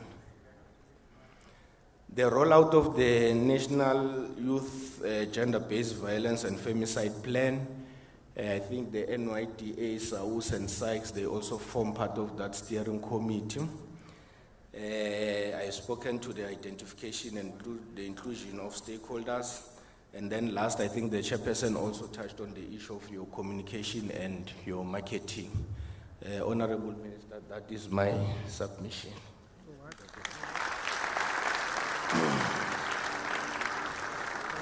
Can we please give Sergeant Indaba a round of applause, and I'll tell you why. Warm.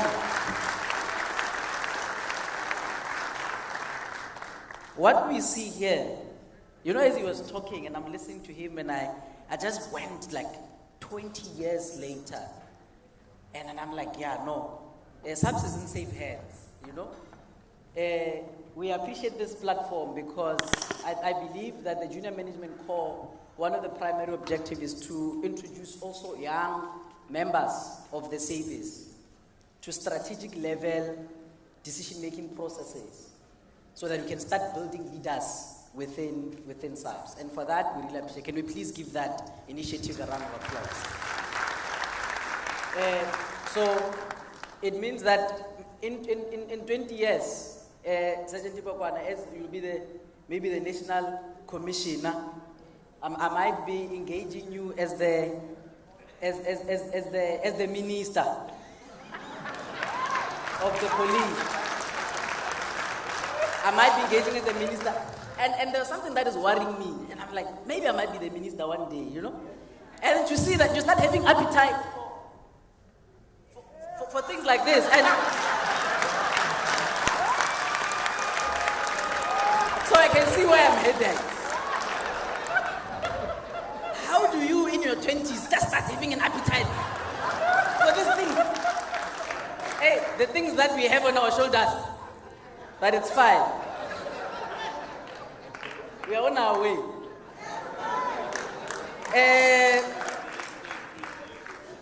Before I hand over to my colleague, who's also very much a part of the Junior Management Corps. So if it's not Sergeant Indaba, Madulega.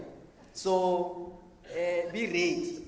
Before I call you to come and call your seniors, I would like to kindly make a last call to Mr. Sithole Abraham, who is the CEO and Secretary of the National House of Traditional and KwaZulu Leaders. I was informed that they are in the house. Can I kindly request that they make their way to the podium to offer their message of support, and thereafter I'm going to give over to my colleague. Thank you. Ben, you can give me don't start calling me general, you'll get me in trouble, please.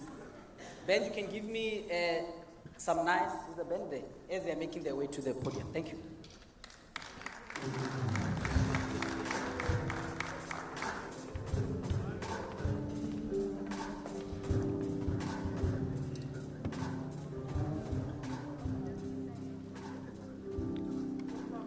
Thank you. Thank you very much. Ngicela ngokubulisa kuNgqongqoshe, ngibulise nakusekela ngqongqoshe, National Commissioner and the management of SAPS. And to you, ladies and gentlemen, greetings. As the program director has indicated, my name is Abraham Sithole. I'm coming from the National House of Traditional and KwaZulu Leaders. You see, when we talk about young people, we talk about tomorrow. We're not talking about today. We are saying we're building tomorrow, but we're building it today. But the first thing that we must have as young people, and as people in general, we need to have peace. You can't talk about eradicating crime. You can't talk about crime prevention if you yourself don't have peace.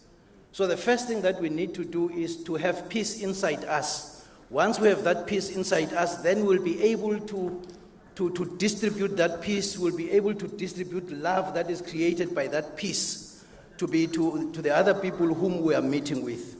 The other thing that is very critical to us as young people, I'll call myself young people, a young person today. What is important is that we need to know our destination. But if you don't know your destination, obviously you're going to be all over. And when you are in all over, you get yourself mingled with some groups that is not promoting what your ideal situation is. So it's very critical what we know the place called there, and how do we go towards achieving that place called there. So young people are leaders in their own right. You are leaders in your own right. For you to be a leader, it does not mean you might occupy a certain position of power.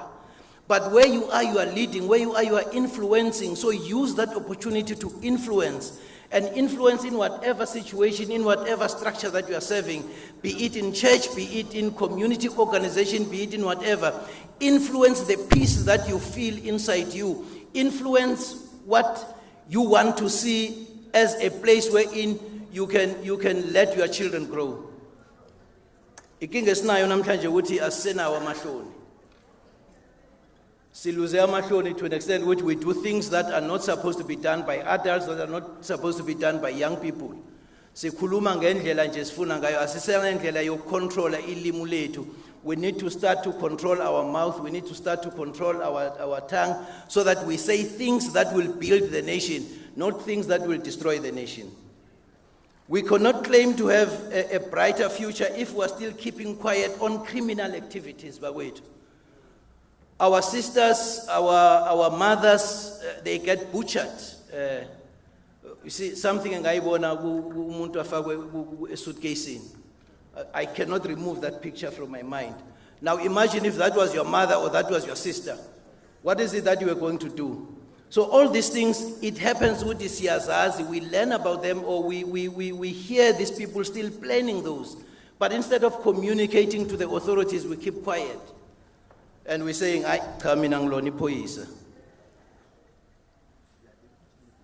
police officials cannot be in all places. They are not Holy Spirit. They can't be everywhere. But with the assistance, with our networks that we have as young people, we can be everywhere. Because where we are, our colleagues will tell us what is happening, and we'll be in a position to inform the authorities. We do not learn to that you therefore need to keep. So it's very important, but the first thing that we start to fight is to fight the GBVF. We still have that GBVF. I'm happy with the last speaker spoke about the GBVF. It's very serious. We on a TV. Usesi has been butchered. Think what if it was your child? Maybe abanye are still too young to have children, but think if it was your sister or your mother.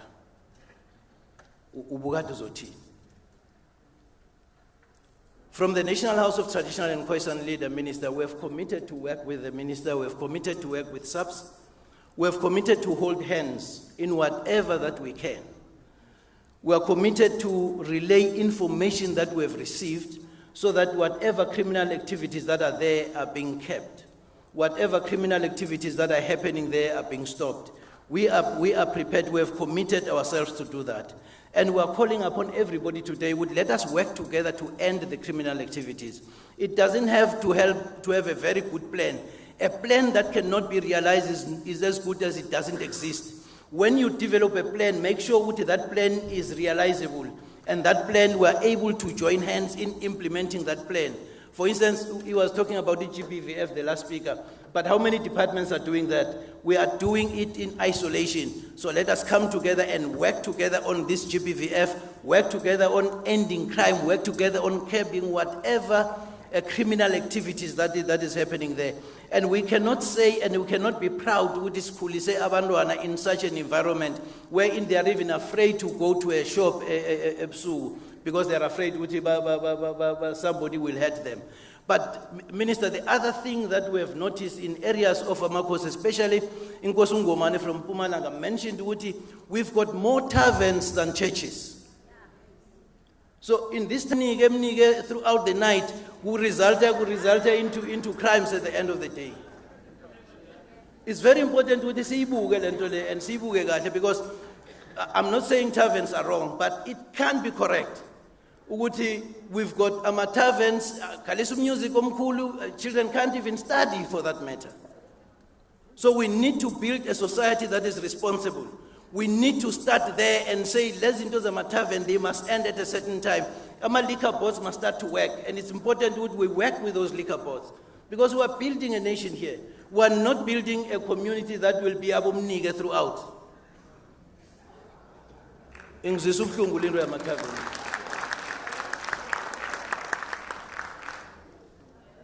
Young people, please do not allow to be robbed of your inheritance.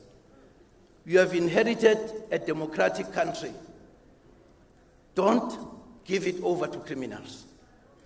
Don't allow criminals to take over it. If government ingasebenza kangakanani, uminister ingasebenza azashintsha ikhala, there's nothing he can do alone. We can only succeed if we work together. From the National House of Traditional and KZN Leader, we are committing ourselves to work with SAPS, to work with whoever who wants peace. Minister, thank you very much. Peace be unto you all. Thank you.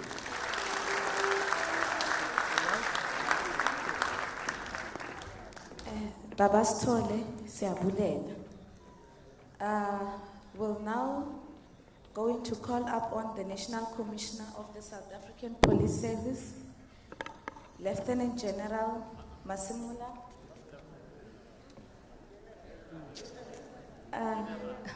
My apology. We are now going to call the National Commissioner of the South African Police, General Masimula, to give a strategic direction on youth crime prevention.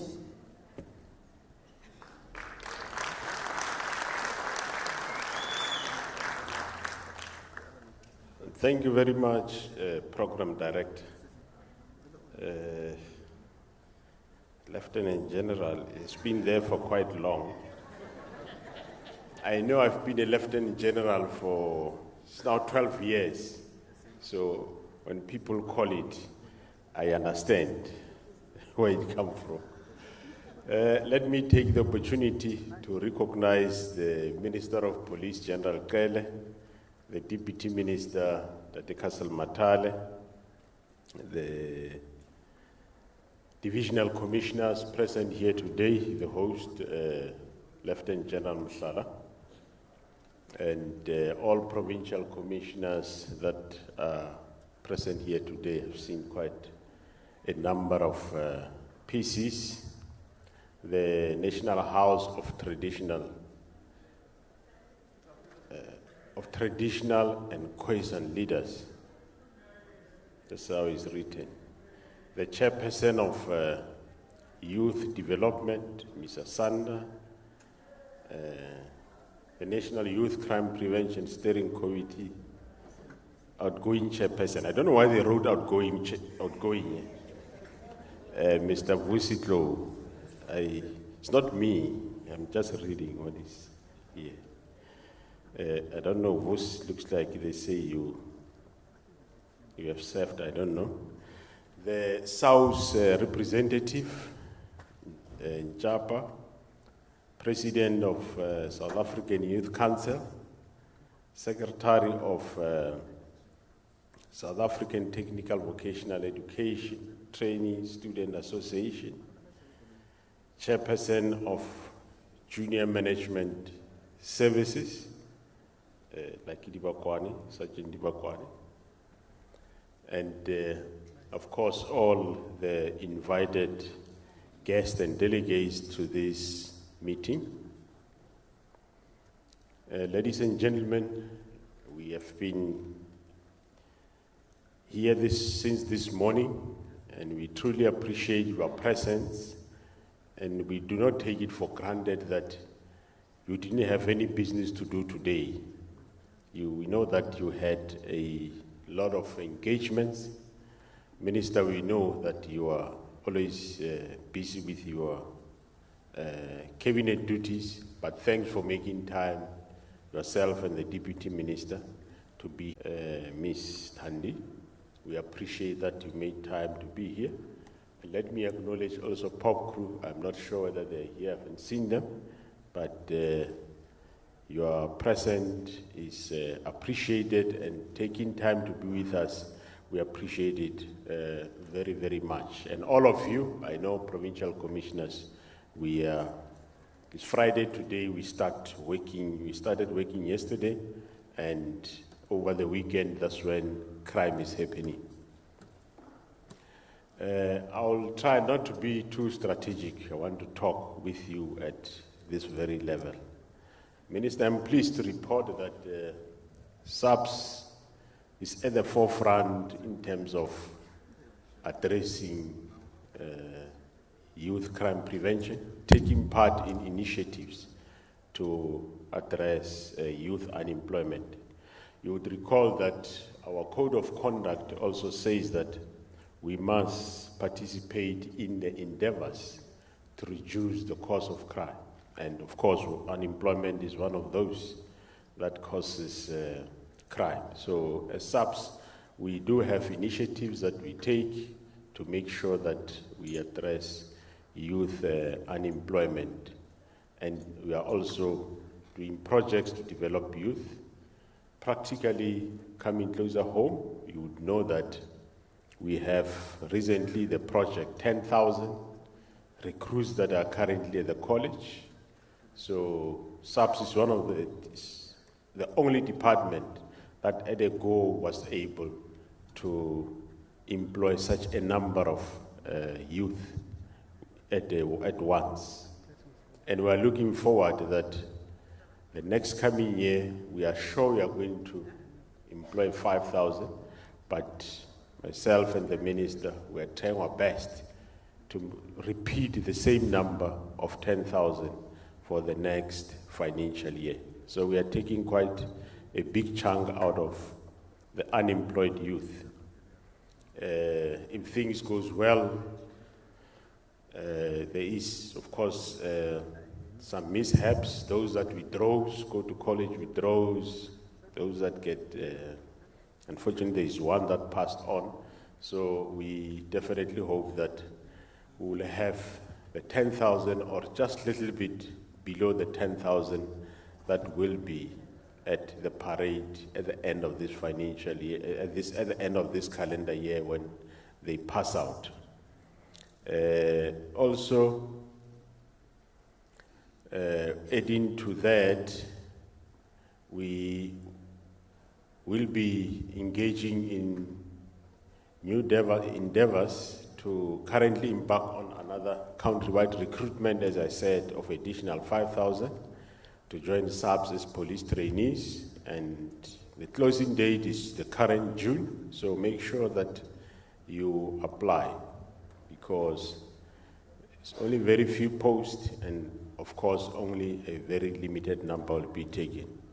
I'm calling upon those of you with no criminal records or pending criminal records who are ready to serve the country, don't come for a quick rich scheme, because surely there is no quick rich scheme at SAPS. You can only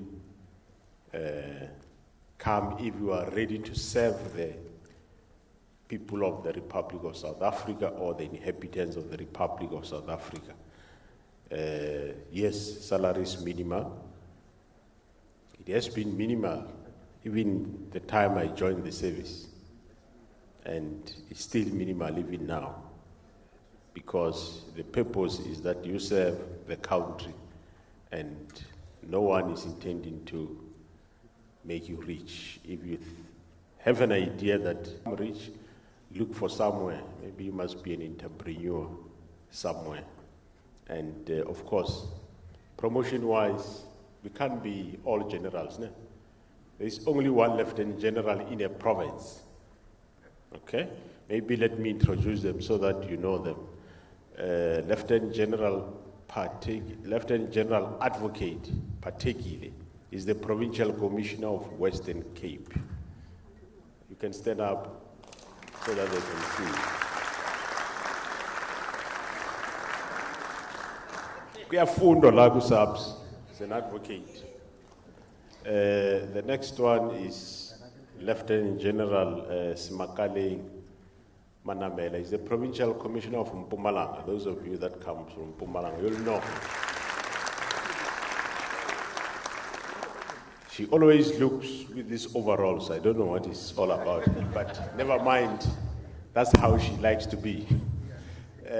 Lieutenant General Motswenyane is the Provincial Commissioner of Free State Province.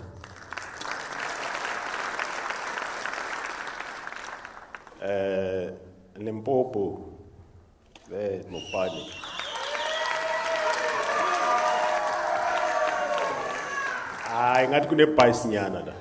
There is some biasness. That's Lieutenant General Timbi Khadebe. He's the Provincial Commissioner of Limpopo Province. And acting Provincial Commissioner of Northern Cape is Major General Otola.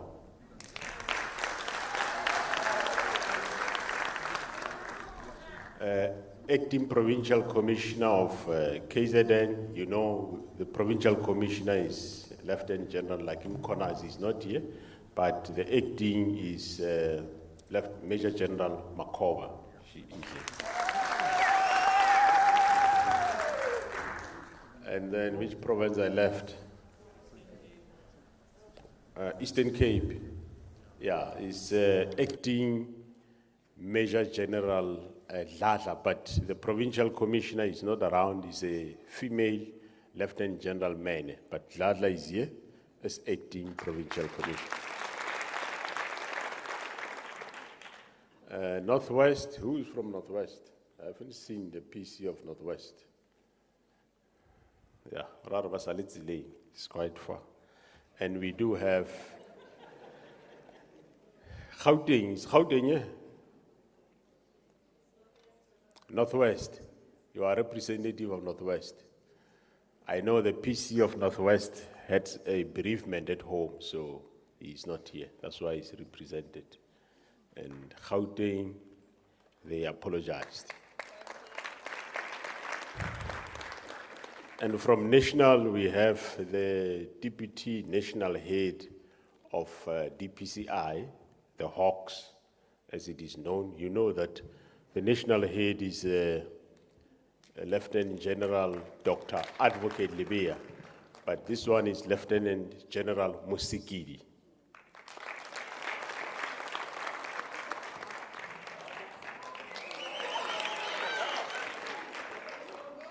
Okay, who else did I leave out? The host, you know him, Divisional Commissioner of Operations, Vice Poland Operations, Lieutenant General Mhlala. He's the host, your host.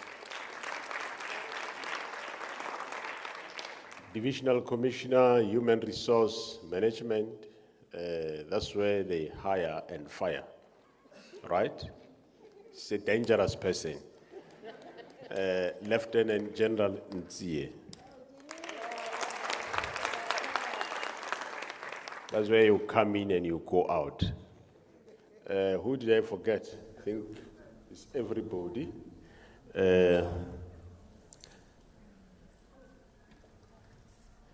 General Mani from Western Cape, DPC is also here. And the person who hosted you, there's no way you can know him. Major General Matonzi is the one that is behind everything. All right, thanks. So there is a lot of career opportunities in the SAPS as the youth. So I'm inviting you. I know General Ntsiye was supposed to be a stall outside.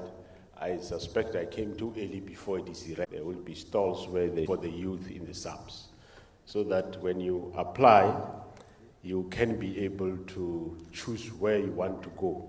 Some of you love to work with dogs, don't want to work with people. We have dogs. You want to work with horses? We have horses. We have bikes. We have scientists. We have pilots. We have special task force where only the tough will go through. We have National Intervention Unit. We have Armor Parade. So the choice is more. You're welcome to join and come and serve South Africa as one of those that will be serving the country. Definitely, yes, as a country, we acknowledge that there is a challenge in terms of unemployment. I think the last time we advertised 5,000 posts, we had over 500,000 applications. Currently, not long ago, we advertised 200 posts for BSc graduates. Not just anybody, no, only when you are a graduate, and not any, but BSc graduates. We received a total of 57,791 applications from NQF 6 and up, people that applied. Of those, there were 6,108 BSc graduates that applied for 200 posts. And after we take them through psychometric tests and integrity tests, 995 passed. But remember, the posts are 200. So that is a challenge that we have, obviously, as a country. And SAPS, we are one of those departments that is trying to absorb as much as possible. But also, Minister, let me quick to say, opportunities. It's not only about employment in the SAPS. There are other opportunities where you can service us as a service provider. As youth, there are opportunities. You are aware that sometimes, yes, you say you phone, there is no car that is coming out, or they say there is no van because it needs to be fixed or they've got a puncture. Those are opportunities where youth can assist us by establishing co-ops and organizations where you can assist us in doing punctures. We are introducing a project which we are running with DM. DM definitely, it will take off this year, General Matonzi and your colleague Mahlangu, the car wash project, where we want to have youth washing cars for the SAPS. We don't want to employ you to come and wash cars. No, you establish your own organizations and or co-ops, and then we give you the job to wash the car. So we don't want to employ you, no. But also the opportunities, as I said, the issue of servicing of our cars is a problem. So even in that area, we don't want to employ you. I know there is youth that we employed last year to come and assist us in servicing and repairing cars. But we want you to, again, come with co-ops and institutions where you will be able to repair our cars. We might find places where you can do that. You repair cars and you panel beat cars. But of course, we don't want bush mechanics. We refer to those youth that are qualified in those specific qualifications. Form your own institutions and you come and assist us in doing this type of work so that we can also contribute towards eradication of unemployment in the country. Currently, our senior mechanic for all these SAPS aircraft that you see, we are flying, myself and Minister is flying. The senior mechanic is a lieutenant colonel, is a lady, that is African lady, that is repairing those aircrafts, and we trust them, we fly them on the air. So the opportunities are quite ample. So let's work together and make sure that that happens. Let's not meet again here 2 years or 1 year down the line and there is no movement. When we come next time, we should be reporting Sergeant Dibakwane and new person or outgoing chairperson, I don't know.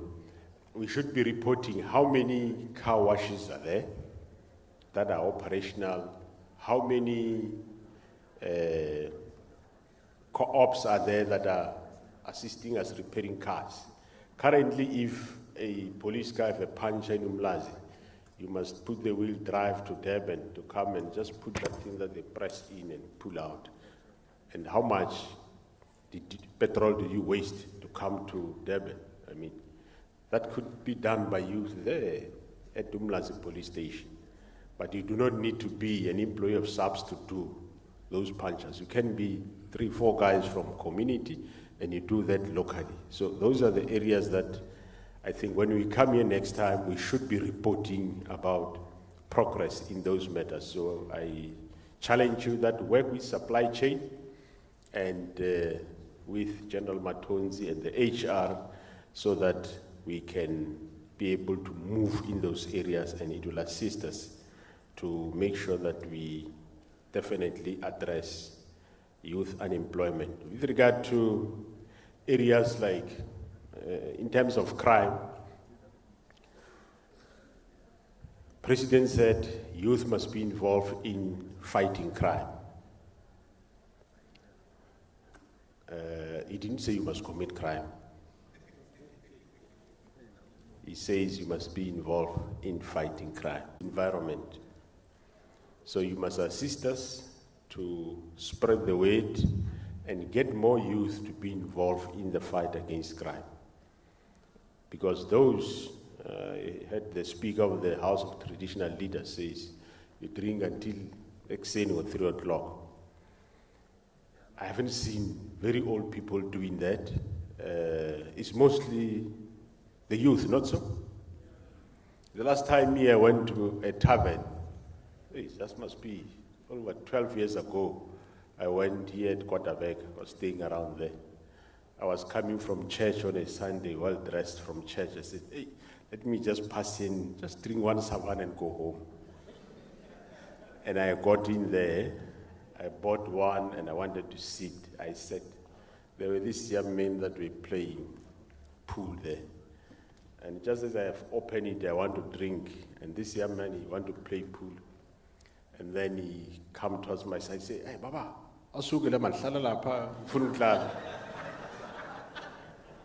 hey, then I listened carefully, I looked around. I said, but yeah, no, this means I am no more suitable for this place. That was the last time I went. So those environment is an environment where most of the youth goes. We shouldn't do entertainment through drinking until KZN and we commit crime. Let's participate in reducing this crime. We have this one that President have to put billions out there, establish a strategic plan to address gender-based violence. And we call it gender-based violence, but simply that's not gender-based violence. It's a man violence. We find other names to call it, but it's a man violence. It's mostly men that commit crime, isn't it? I don't say women, they don't, but violent crime is mostly men. Yeah. Then we say, we call men violence, we call it GBV. We give it a smart name. Just imagine, South Africa is part of Africa. We cannot be seized with matters of social life and human rights, while other countries are seized with economic development and seeing how they grow. We need to start going forward like other countries. We have gone back as a country, yes, but we need to fight and make sure that we start competing. As we talk about 4R and so on, we must compete in those space. Currently, in terms of, there is a problem with cyber in the whole world. We should be coming out also as a country and say, this is how far we can offer. So I am challenging the youth to say, national development is there, but however, let's move forward together. The junior commissioners that we develop and all youth desks that we develop, we do not necessarily say you must become a policeman when you grow up. If you wish, yes, by all means, we would love to have you. But All we are doing is to develop you to become better for tomorrow. I think I'm going to stop there. I might end up talking till tomorrow. Very much for the National Youth Crime Prevention Steering Committee for the report. The next report before 12 months is this one. These matters that I have mentioned, I need to get feedback in that regard. Resources, I never said I don't have. That I never said I don't have. So let's not make excuses on resources. But let's work together and make sure that we fight crime and we improve the lives of South Africans. I thank you.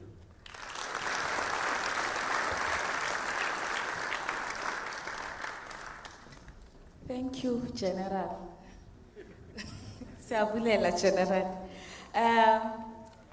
We're going to call up on the Deputy Minister of Police, Honorable Castle Matale, to do introduction on the functionary.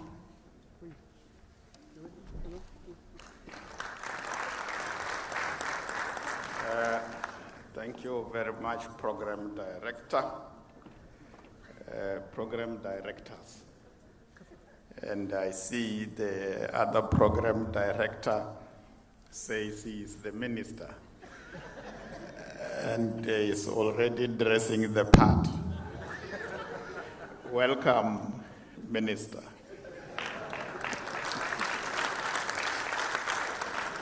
I must take this opportunity to acknowledge the presence of the Minister of Police, General Bekele, and the National Commissioner, General Masemula, who is the only general in the Republic of South Africa in the South African Police. At any given stage, there is only one general.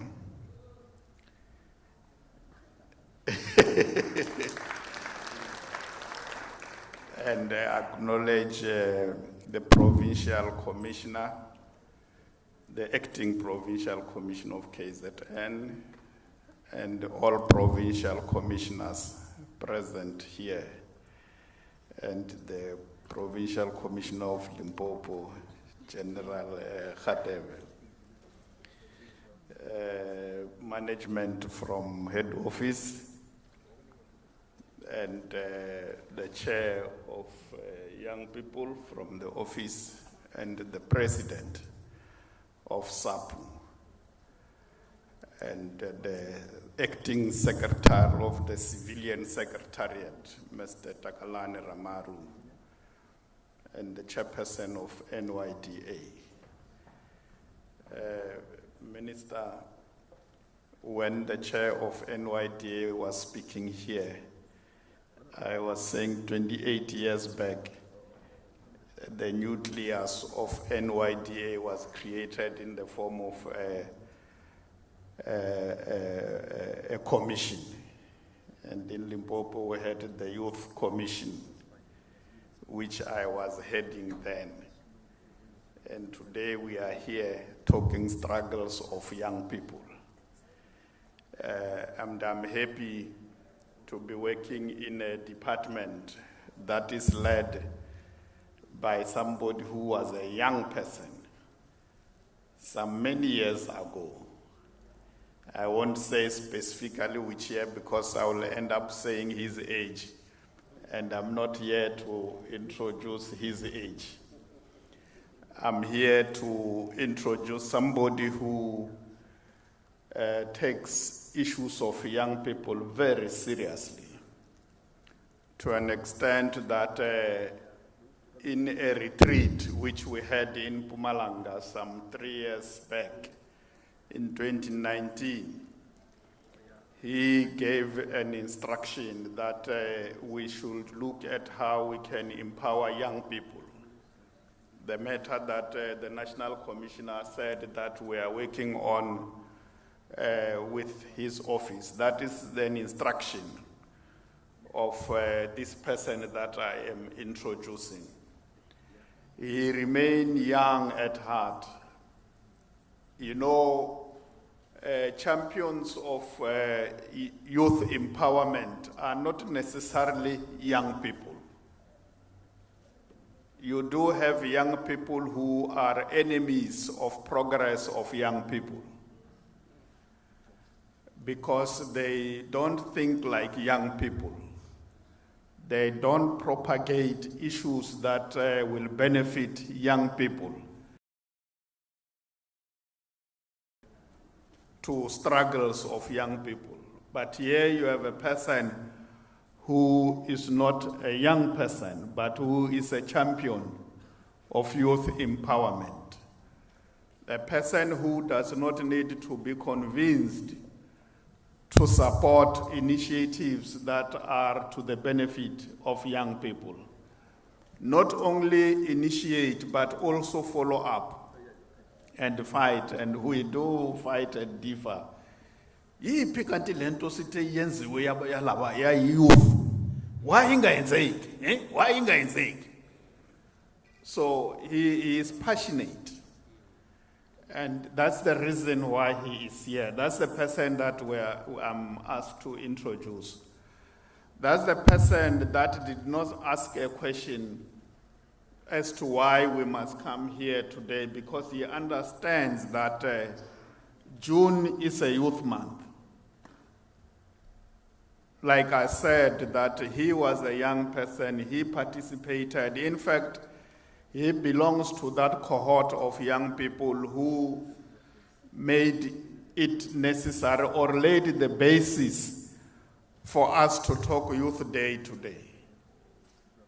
And that struggle of young people is continuing, and he is part of those who are raising the flag on the need for young people to be empowered. And I must say, as I continue to introduce him, that I've heard what the Junior Management Committee said here. But I think they must also assist in rejuvenating the South African Police Service so that it can become relevant to the world of today in terms of policing. And I think you are strategically positioned to can influence the thinking and the direction of the South African police. You must not only think about the empowerment of young people, you must also think about influencing the South African police so that it can become relevant to the world of today. The person that I'm introducing here is somebody who understands the need for the South African police as an institution to be relevant to the challenges of the day. An activist, a teacher, a soldier, a revolutionary. I'm just using different ways to explain something that you know better than I do. Because you know this person that I'm introducing better than myself, because you know the program director just demonstrated how much he knows this person that I'm introducing.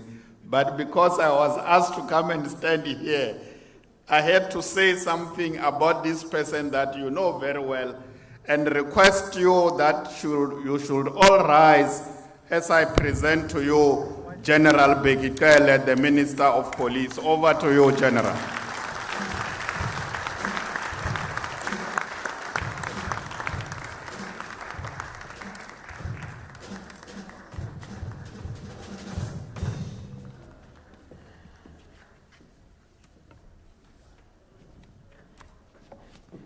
Umcholo man. Hayi umcholo man. Sengiyaqedela. Maybe sithethe. Nyalazi lelo culo. Lithi umjolo wenzani? Okay. Yeah. Uyalazi program director yazi longo. Lithi hayi umjolo man. Yazi hayi umjolo qedela, hayi umjolo man. Akayazi. Ajola no Peter, ajola no Boy. I'm Jolo, man. Deputy Minister.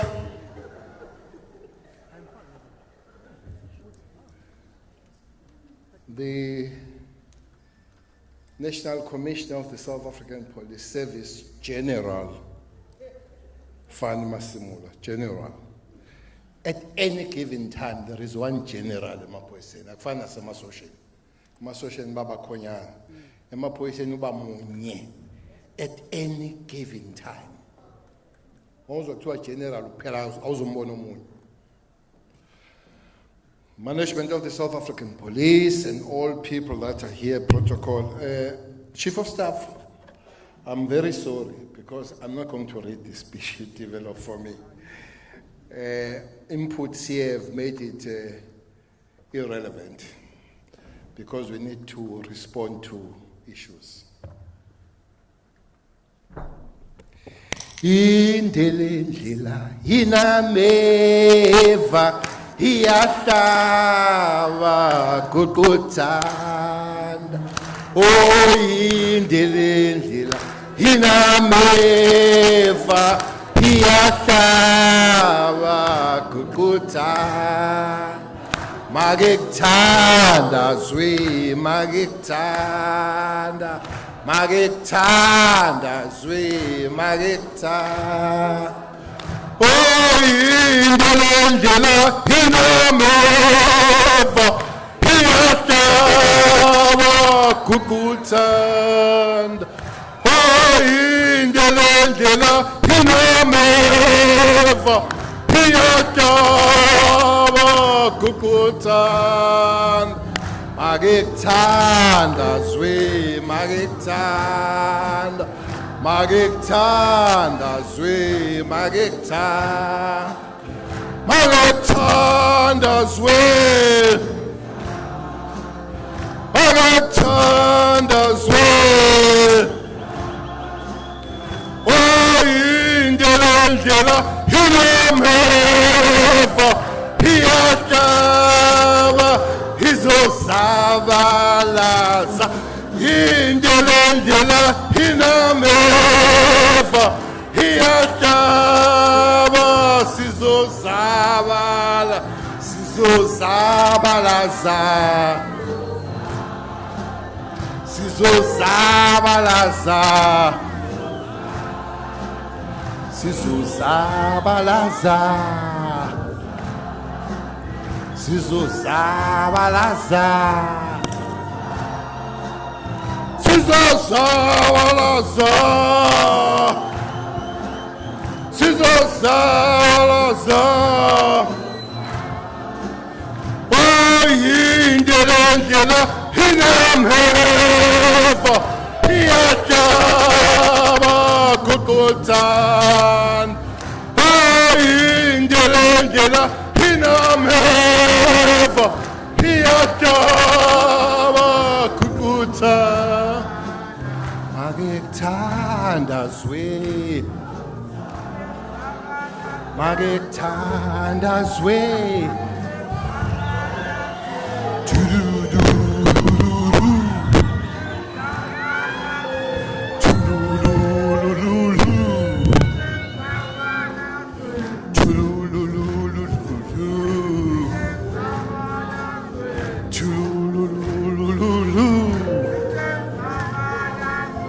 magekuthanda zwi amen amen amen amen amen amen bazalwane siyabonga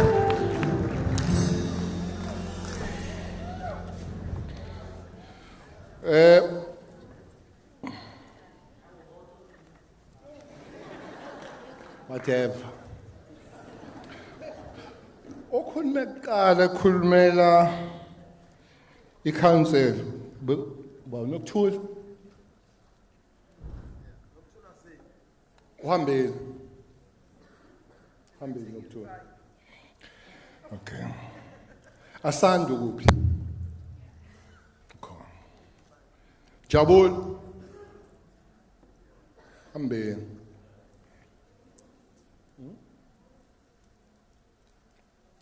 Unjabulo lo ukhulumele abafundi. Oh, uphi Moses? Oh. Okay. Vos uphi? Kade hleli phambili hleli manje. Bamtshelile ukuthi usezophuma wasuka.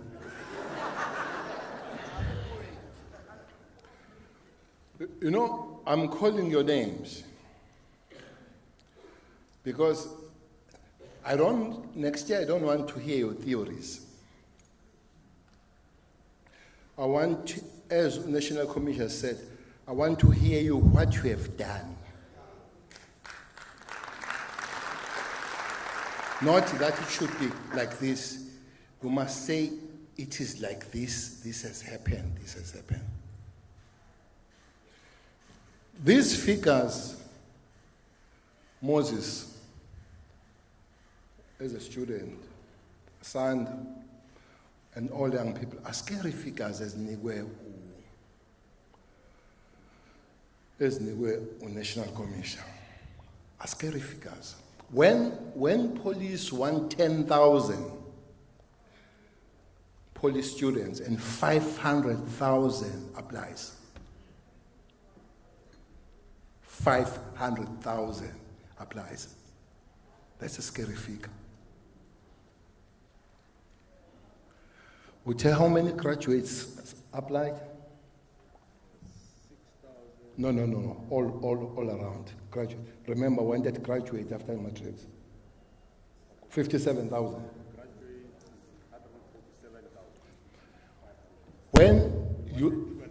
When you want 200 graduates, of them are qualified BScs, and you want 200, we have a crisis. Therefore, this should not be a talk shops. They must come with some answers. I said, my commissions about at the commission, we are going to talk about economic opportunities of young people.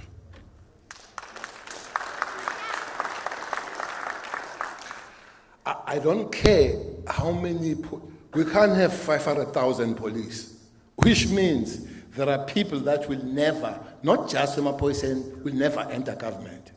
So it's important that as the Constitution, Deputy Minister and all of us says, our job is to protect, is to prevent a crime. Preventing crime doesn't mean it also talk on other things that we have to do so that people get comfortable and don't see crime as an alternative.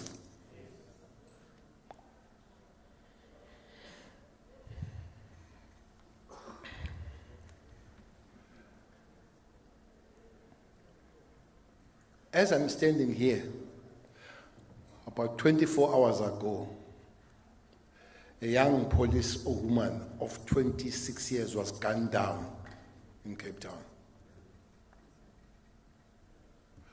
She was gunned down standing with her friends. But her friends have not come forward to the police to give us the story.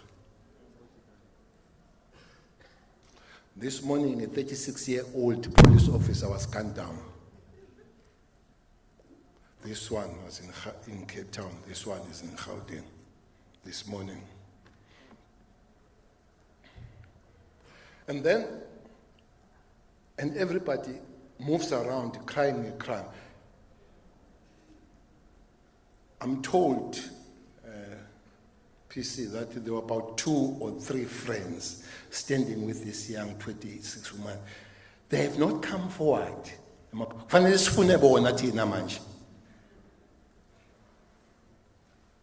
But everybody, we are calling a crime. I'm sure now, we are calling a crime that we call.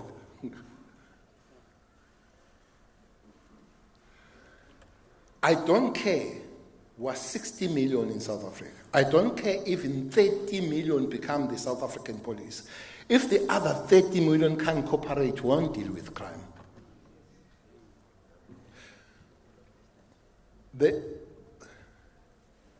laba bangizondayo baya bathi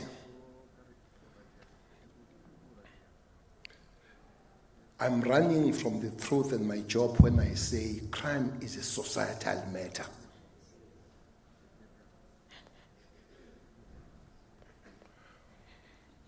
No, 10,000 women are raped in 3 months in South Africa.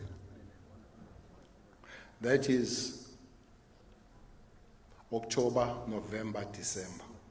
10,000 women are raped. 10,000, eh? 50% of them are raped in their own houses. In their own houses. By the people that are supposed to be protecting them. Akho police, akho muzozo ba nepolice phansi kombhede la. Wasuhambe sibeka ipolice phansi kombhede thina. Uthi ligadi wenzani umrepelani?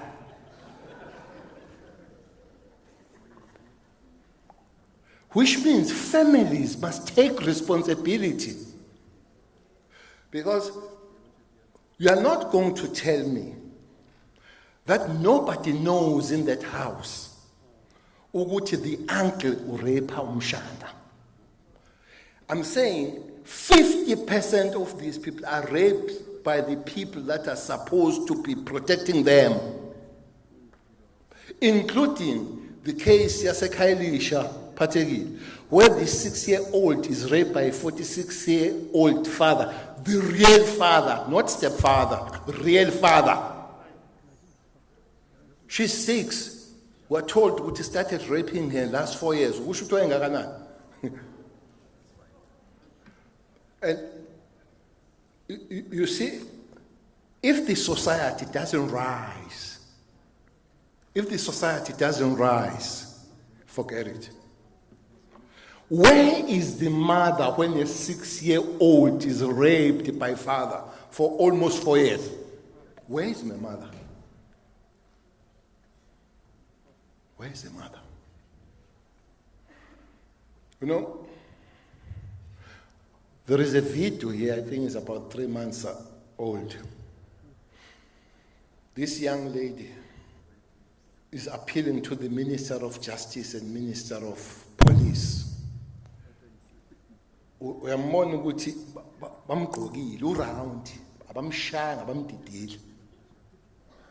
Uyabona ukuthi umuntu omshayile akamshaya ngumdidile uround. She's light in complexion ubovu ushayiwe. She's appealing to the Minister of Police and the Minister of Justice. Minister of Police sends a delegation from Gauteng. They go and arrest this guy. 3 days down the line, the Minister of Police phones this lady. This lady happens to be working for correctional services. She phones this lady, said, Minister, thanks, but I'm no more staying at home. Which why? My mother is putting pressure on me to withdraw the case from this. Whose mother is that? My mother is putting a lot of pressure on me to withdraw this case.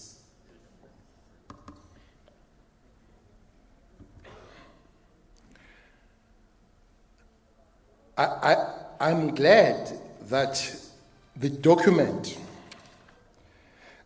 that all of us at this level will have to read, that is an integrated approach that we must invite everybody to be part of fighting crime. The crime must be fought across the government. The crime must be fought across the society.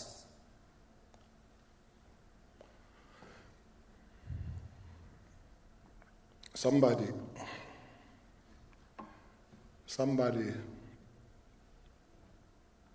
says, amaphoyisa akhohlakele kufanele kulandwe befundisi bazowathandazela.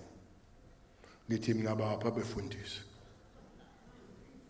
Lando Bushir, lando automotos, ba automatis ubalo umuntu. Belandwe bapha befundisi.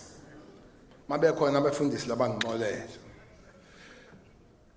The problem is across the board. balokhulumela education la. Angikuzwanga ukukhuluma ngothisha abamethisa izingane. Angikuzwanga. Because this problem is across the board. The question starts in the house. When the mother says, Ma, my father is touching me the way I don't understand. My uncle is touching me the way I don't understand. My stepfather, atu mama, thula, sizodlani la ekhaya. Kushuma, enganeni yakhe imtshela, athi thula, sizodlani la ekhaya, makhamba lo baba wakho khona. Stepfathers have become better than the daughters to mothers. If these women don't rise, if families don't rise, forget about us defeating the crime. So the clarion call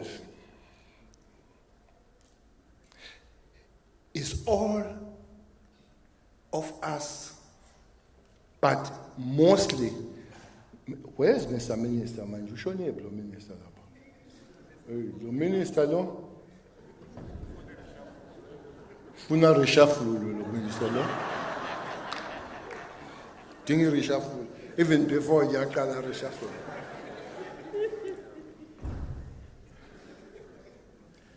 You see, the young people,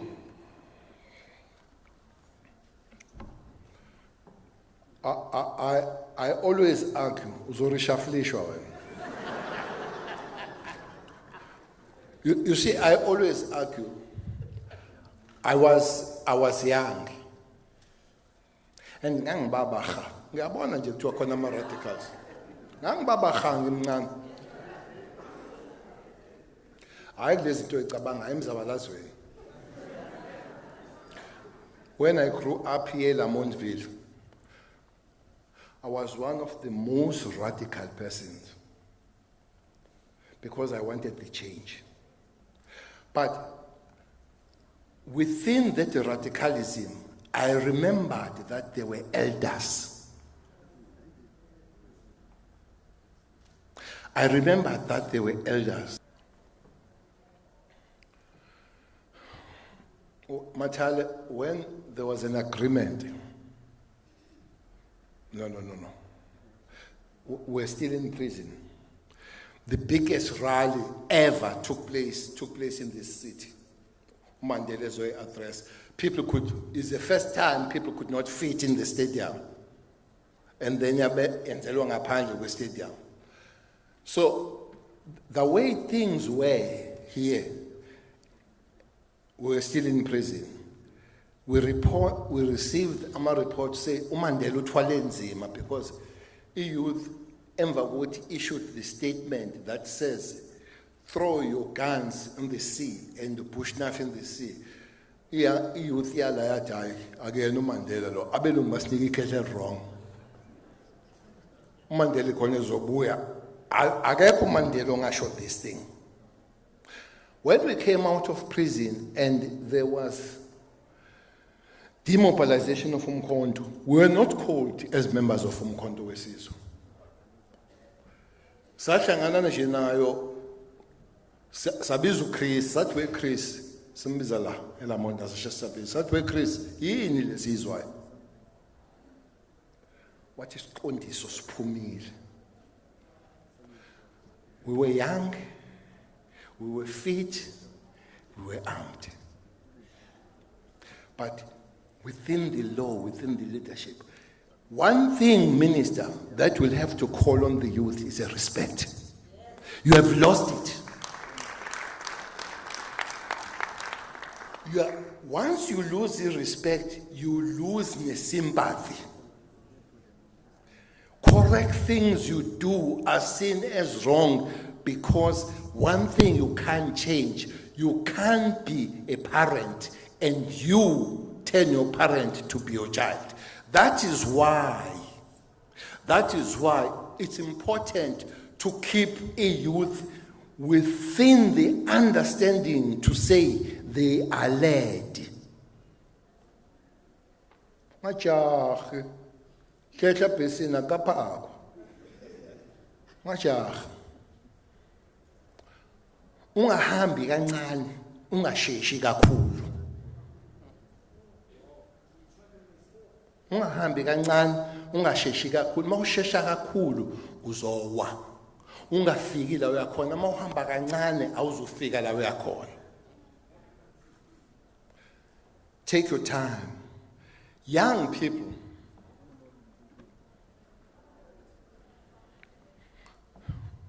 yekani ukukhala. To such an extent that you tend to run for things that you should have waited longer for.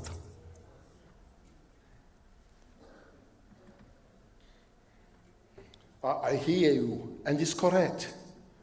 Your time is definitely coming. You say you will lead, yes. The problem, you lead to left or right. Because you can lead us. That's why even, I don't know when was it, but somebody said, don't lead us into temptation. So, which means they understood with those years people could lead to temptation. We are leading, we are leading, go to SAPS. Usabi. You see, kwanginendoda la kwakuthiwa uJesu. Was a young boy, I think died at 30 or 40. Wayene-executive, abantu abawu-12. Executive yakhe, National Executive Committee yakhe was 12. Among them, kwakuney'gebengu 12. Kwakuney'gebengu. Kwakukhona esasidume kakhulu, kwakuthiwa uJudas Iscariot. But kwakukhona esinye, abefundisi, they love that guy. And I don't know why abafundisi they love Peter. I don't know why. I've never seen such an indecisive man. He was so much indecisive. Jesus says, let's go to the mountain and feed those that are hungry. The day they're breaking down the fish and sing. Utu Peter see it up. We must stay and pray down here. When they are out to Jesus said, Utu Peter sahambi says yahlala.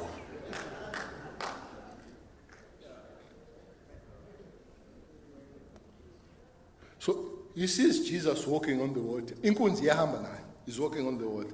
In the middle, I don't know what happened. He sings. uJesu yambamba.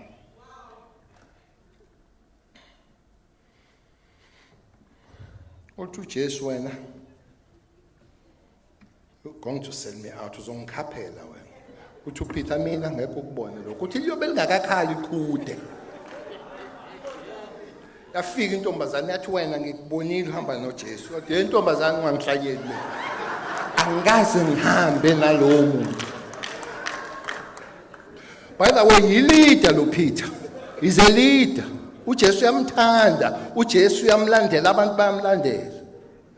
Usilida usabi. Where are we taking us to?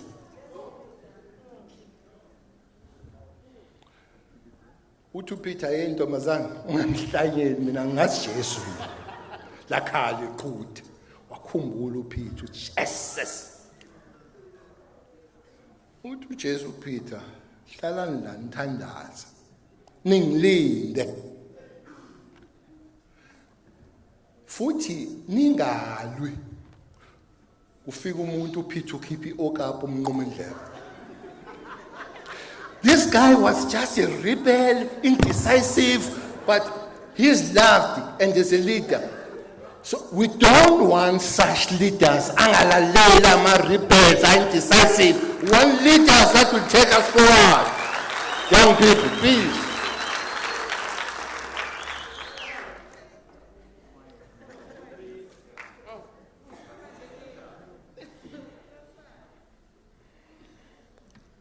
You see, there are young people that buy farms just to run parties.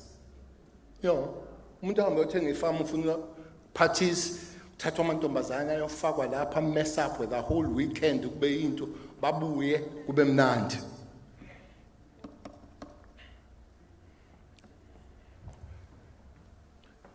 Orange Farm, ukhulume omelindi aba akhosi ndabuke. Orange Farm,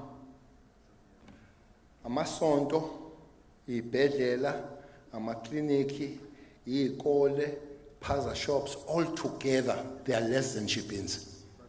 There are 331 ship-ins at Orange Farm. 331 ship-ins. And 22 bottle stores. Ejabla, so we are policing 10 square meters. There are 215 ship-ins there, and 18, and there are about 12 schools and 6 churches. But now, but nonetheless, 6 churches. And you expect our youth to be normal with 331 ship-ins?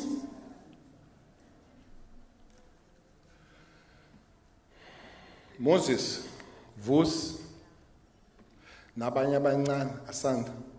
I want you to camp emnyango wale ndoda. I want you to come and camp.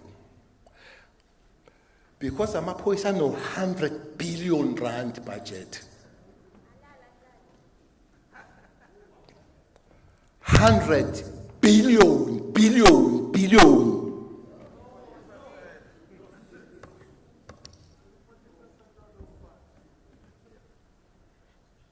Ngiyamuzwa nje entshela kade ngayisho lento lezi imoto ukuthi imoto zamaphoyisa zo 50,000. So 50,000. Mangase ngithi, let's go to here. The nearest station here is Central, ne? Ngale ngemuva kupaka inqwaba yemoto ezingalungiswa. I repeat here, but sengiyayisusa kuyena ngiyibeka kunina. Get all trained young people as mechanics, pull them together. Those that are not trained, basenikwa blade. Ma-TVET college, angiwazi noma trainer kahle nilaba TVET college. Ngizwa abantu abaningi abawezwa kahle. They do. Okay. Go to this thing. This financial year is a very young financial year. Financial year uqala ngo-April phela. Kusho ukuthi no 2-3 months. So imali isekhona, ikhona, igcwele imali.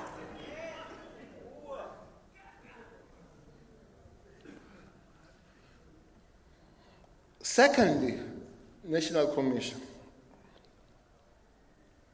Deputy Minister, we pay so much money in a few companies buying cars, like BMWs. Niyawabona mos amaphoyisa shaya ngama-BM, ne? Shaya ngama-BM amaphoyisa manje. Hayi le nto kushaya ngo-Toyota. Isigebengu sibaleke ngo-BM, iphoyisa sifike nge-1.3 Toyota Corsa.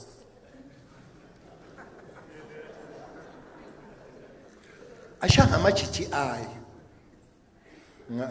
Babe ngitshela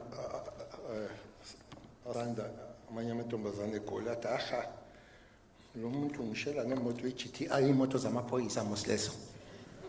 Shaya ngama-GTI amaphoyisa. Volkswagen, no Toyota, no BM, National Commission must be forced, Provincial Commission, to train our youth as we buy this, so that they don't eat our money after we've bought these cars.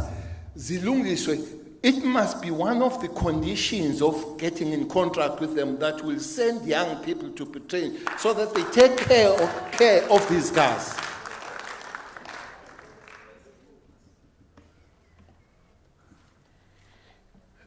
including washing these cars. Unfortunately, I said, let's go to municipalities. Even those people at Amakarachi, but in the way for young people to open spaces there. Not to be at the police station, but allow them to be business people and grow. There will never be time where Mapoisa won't run cars, which means if they fix police cars, they wash police, they've got a permanent business. Simple. Simple.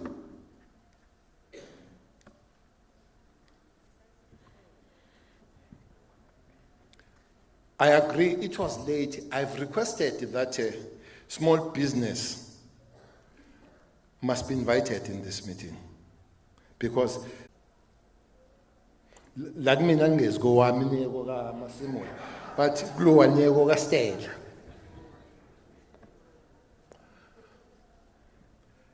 but there are 600 spaza shops. Not a single one owned by a South African. Not one. There are 600.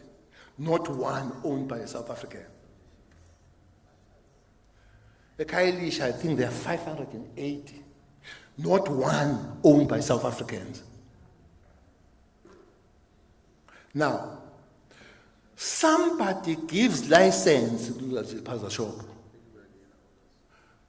Young people, go to those people and say, if there are opportunities of 600 spazas, nabaniga 200, 400 away to.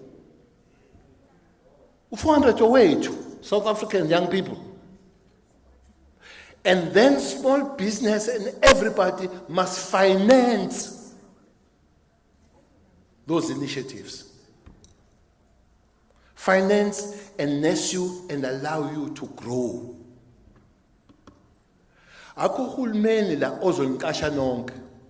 There must be alternatives, there must be initiatives, and you must be out there. Commissioner. Enye ngaxoshelwa yona. Ngisathi ngixosha. Ngangithe amahemba amaphoyisa akeke nikwe abanye abantu nje bawakhe. Kanti ngirongi akhiwa ngokutshela masasuka ukuthi akhiwa ubani ngaxoshwa. You know, we've visited 3 places now there. We've visited, there are 10,000. Can you imagine how much is 10,000 shirts? Akiwa ubani yapi?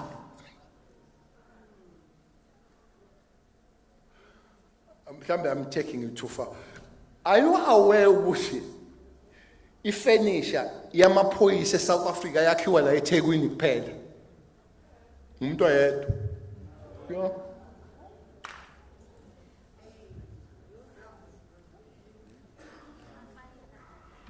Ayikhona commissioner. Ayikhona. Yakhiwa umuntu oyedwa. Ngithe mangibuza lenkunzi ngithi yini office yakho ngabuna finish uthi ayikafiki ukuvela eThekwini uprovincial commissioner of Cape Town wase Cape ayikafiki ukuvela eThekwini. The job of the government is not to create millionaires, it's to create opportunities and then you fly for yourself.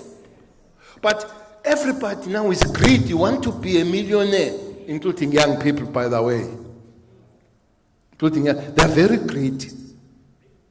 They're very greedy, Abantabasha. Bafuna yesterday. That's why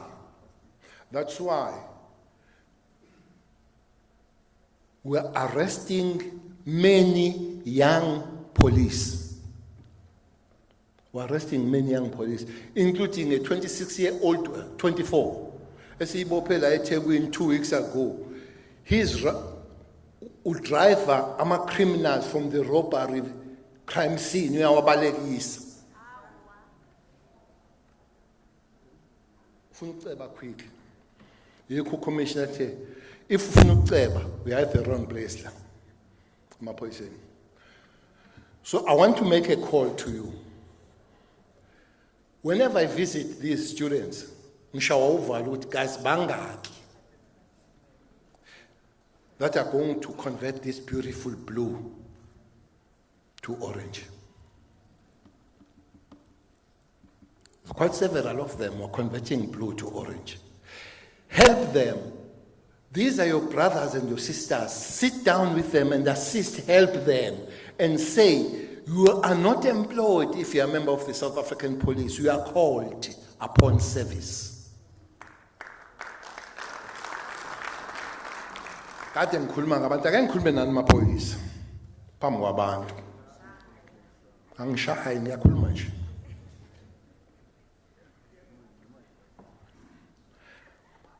I visited, was it yesterday? We went to Cape Town, visited the family.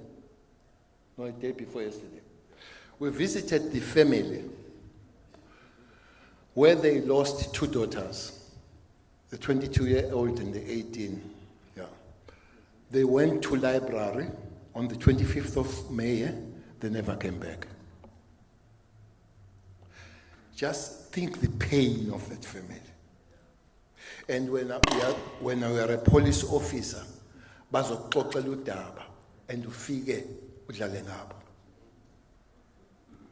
Maphoyisa, especially management that is here, make it a double crime for any police officer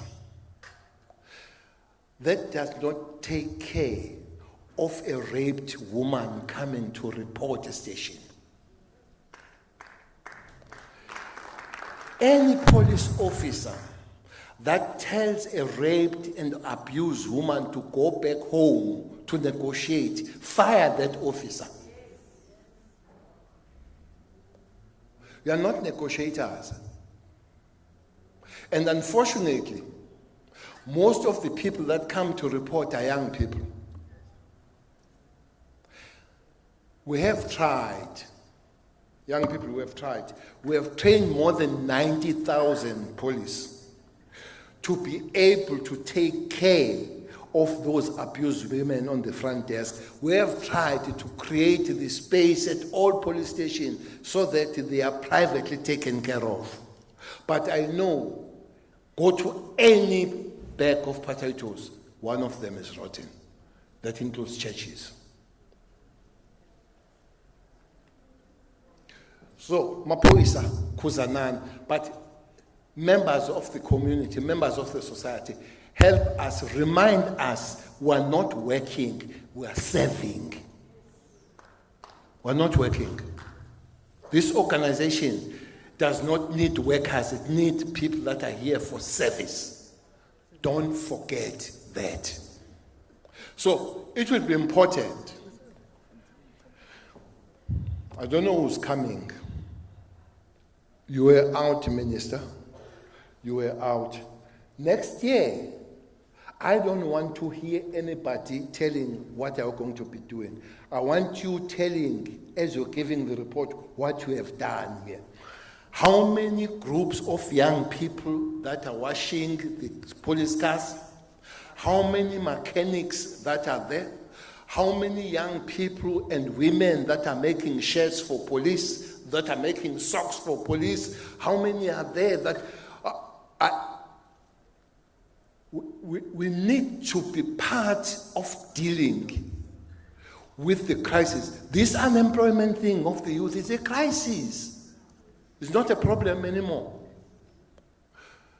Nsia, responsible for HR of the police, all intent positions must be filled. All. I thought I would get the number before I come here. All intent positions must be filled. At least because, or Asanda, no Moses, one thing is Nengi, so is lingual experience, man for experience. At least If you say you have been with the police for 12 months, bangconywana. So all intense positions, all of them must be filled. And make sure that we don't have positions that are funded that are not filled.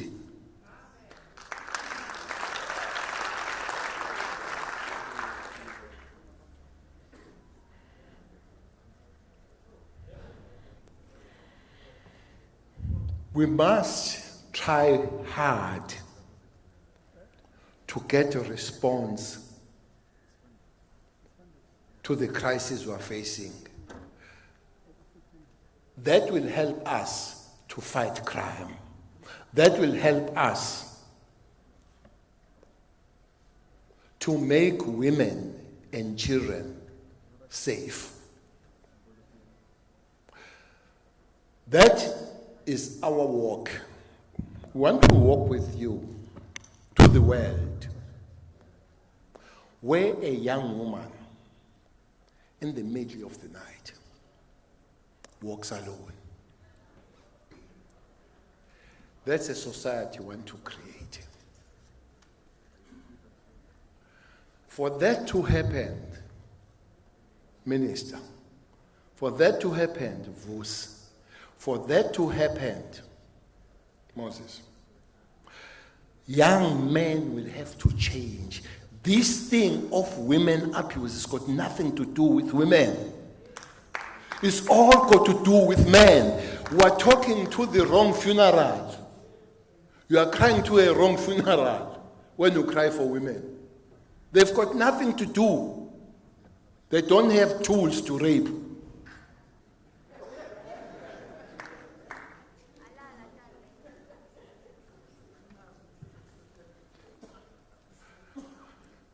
Therefore, it's important to get an opportunity to close the door with the men.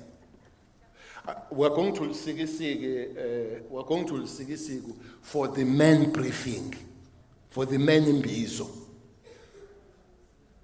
Nasempumalanga is men in Bizo. Yeah.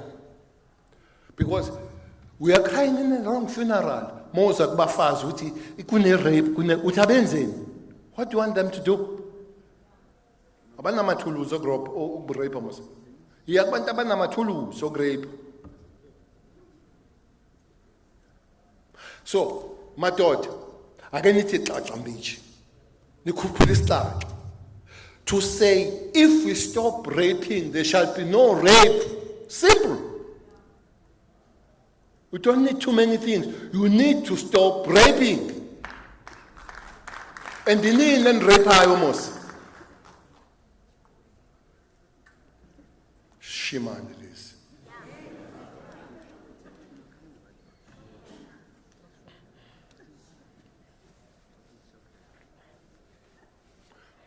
Ntombazana. Nani sizeni. Don't be available.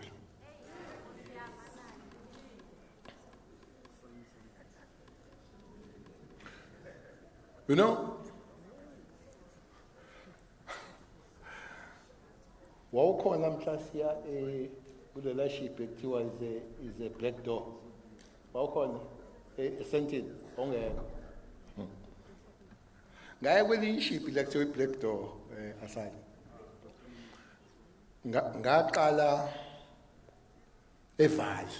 Savakashela amaship awu-6. As we came, there was young, very young, beautiful, not girl, child. Very, very beautiful.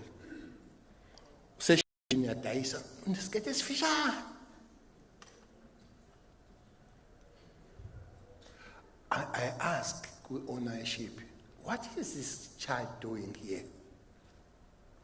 And I discovered that the owner of the ship is a father to this girl. He's putting this girl in front to attract the men.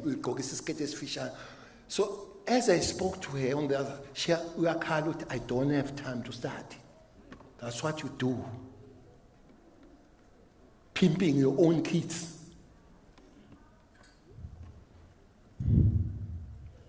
Pimping your own kids. So, saqeda savale sahamba. Saya nelinye ishiphi lapha. Angazi angizona ishiphi. The thing is too high to call it ishiphi tavern. Twice a black door. Sentini ya. Hayi. Sangena ngo 12:10. Bakhala bathi awunangubheke. Angkhona nami. Mofika every young woman nesikete esifishane asandla. Ungathi norm lento ekete efishane kulamashipeni. Angathi awuvunyelwa mawugqoke iside. Shange efishane bahlele. Most of young girls that go there, they get ready, bafake lezi inkopho ezinde, bayiphopothe, bafake ikete emfishane, and they go to these places knowing very well ukuthi abanamali. You avail yourself. By the way, my daughter, you have no right ukuthi momphuzisile uzolala naye. You have no right whatsoever. The wine does not equal her body. But the same, you are not right to avail yourself now. Let's balance these things. We are in the city here that leads in rape in terms of Inanda, North, and Umlazi, South. And the most of the cases, Zasenanda, they are withdrawal because umuntu utwaye dagi uma sesopa tsengiyayeka.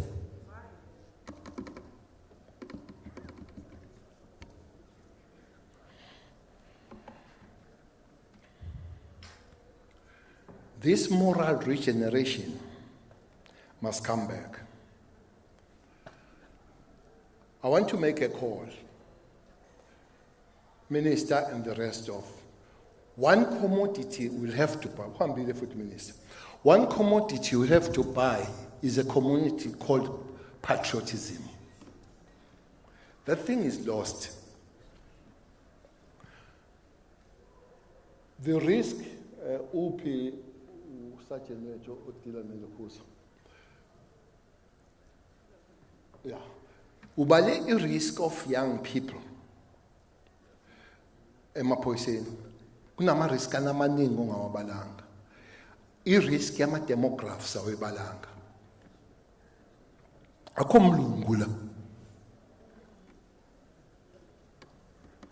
Akho mlungu.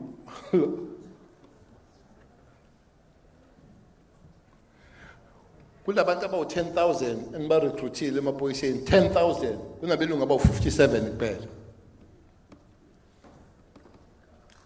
So, if of a dismantled society, completely dismantled, ezohlale abelungu nabantu namandiya namakhaladi.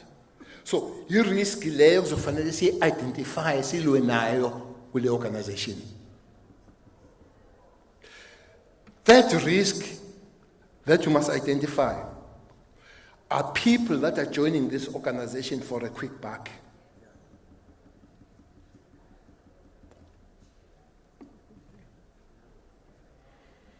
Corruption. You know, 1 year, commissioner, we arrested somebody at college. O coordinator makashized. Use college, epitoli uyafunda. Unocingo coordinator makashized. Okushuthi mhla waphasi inkunzi. Usenesibhamu esemthethweni.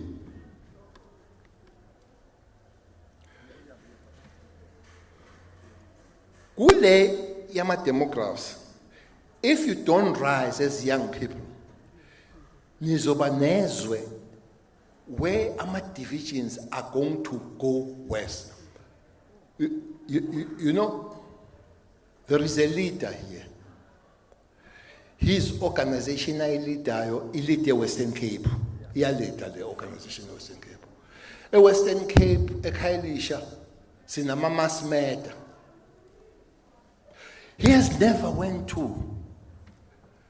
Has never went to Khayelitsha. Uye Ukraine. Uyobheka abantu abafaya Ukraine. Akakaze ababheka abafaya eKhayelitsha. He does it unconsciously ukuthi angiyobheka abelungu eUkraine laba bafala kubona bami. You need to fix that as young people. There are South Africans that is only their bodies, but their mind and soul are somewhere. That's why somebody with all law enforcement, the hawk sitting, upaleli FBI yen. Upaleli FBI yen. All these law enforcement exist again. That's exist. I've always known Uguti, he's a dim guy. But brighter people should have told him who ayikho lonto. Akho amaphoyisa angasuka la investigate eLondon. NaseLondon awekho amaphoyisa angasuka khona zo investigate la. He's a dim guy. I know him. He's a Durbanite and dim. Those that are brighter should have told him. But it tells you that he doesn't see South Africa. To him, it's only the body, but the soul and mind, he's an American.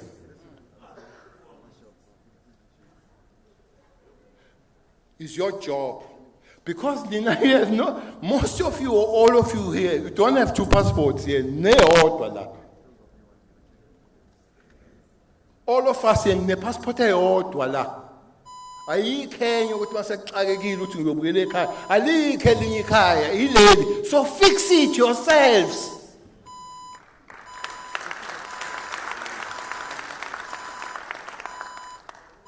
It's a challenge I'm giving you. Don't allow this South Africa to slip off. When those times come, think of Kalusha, think about Zondo, think about Chris, think about Thuli. Think about Mandela, think about Sulu, think about Gavin Mbeki. They did not have double passports.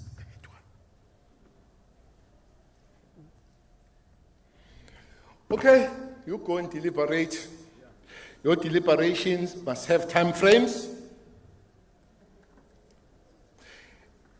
and priorities.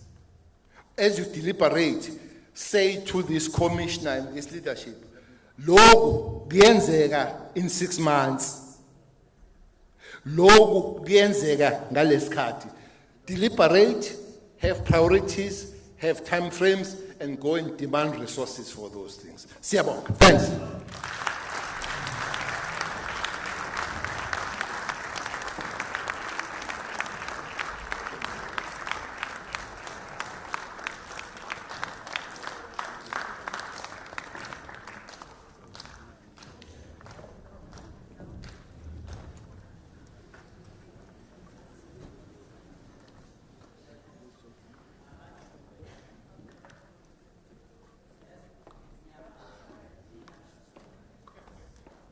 Indian said we were going to be leaders. Now a question came.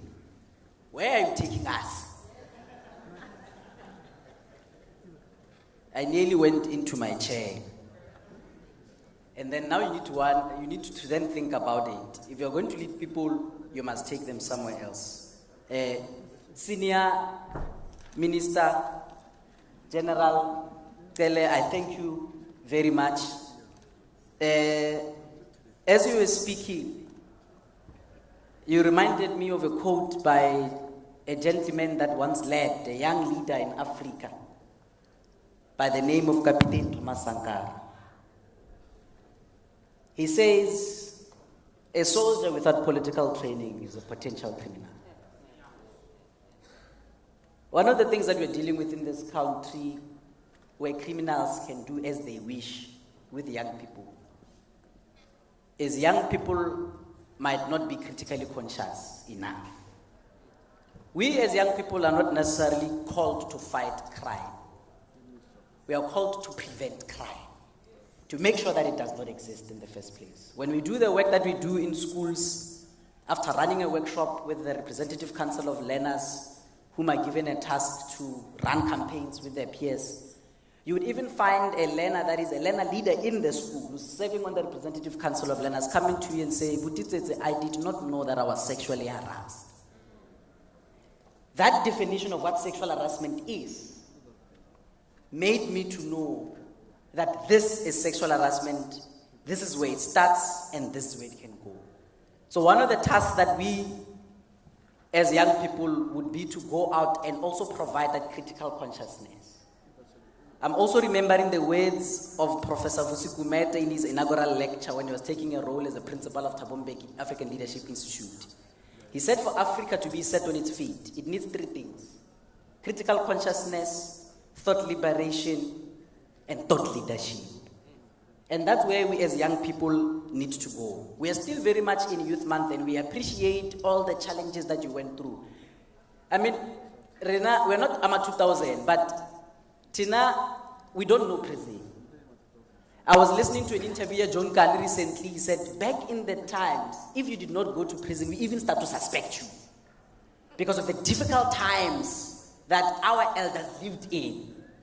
It was very difficult. If you don't go to prison, say, why are you not going to prison when we're going to prison? Chances are you're the one who's telling these people about some of the things that we're doing to emancipate this country. So I believe that where we want to go and where we want to take this continent, not only the country, is to a prosperous society driven by social cohesion and justice with opportunities for everyone. That's where we want to go as young people of this continent. Thank you very much, Senior. So now, we are going to tea break and lunch. I'm combining them. I get the minister, so I can just change the program. So what we are now going to do, I'm going to allow the Minister Senior and his colleagues to then make their way into the briefing rooms, and I'm also going to allow the provincial commissioners to also make their way into the briefing rooms. And thereafter, I will give directive of where is it that we as delegates need to go. Thank you very much. Can we all stand?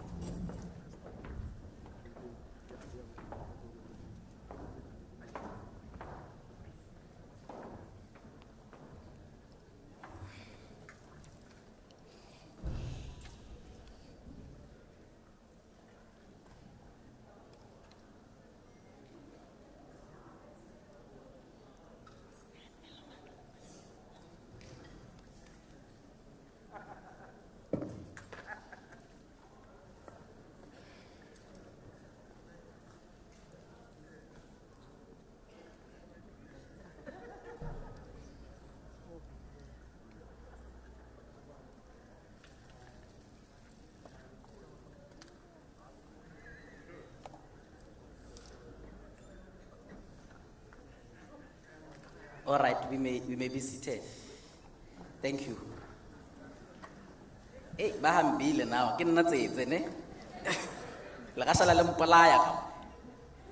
So what's going to happen, colleagues, now is, according to our program, we were meant to go for a quick tea break, coming back to be briefed about the commissions, but we realized that we're just a few minutes away from lunch. So what's going to happen now is we're going to leave for a very brief comfort break. I'm not sure if the tea is ready. I think the tea is ready, so you can start with the tea, and then there will be an announcement by colleagues that will be leading you into lunch.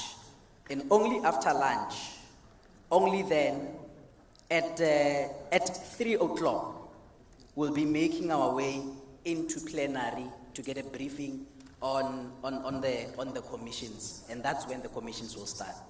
I hope we are fine. Thank you very much.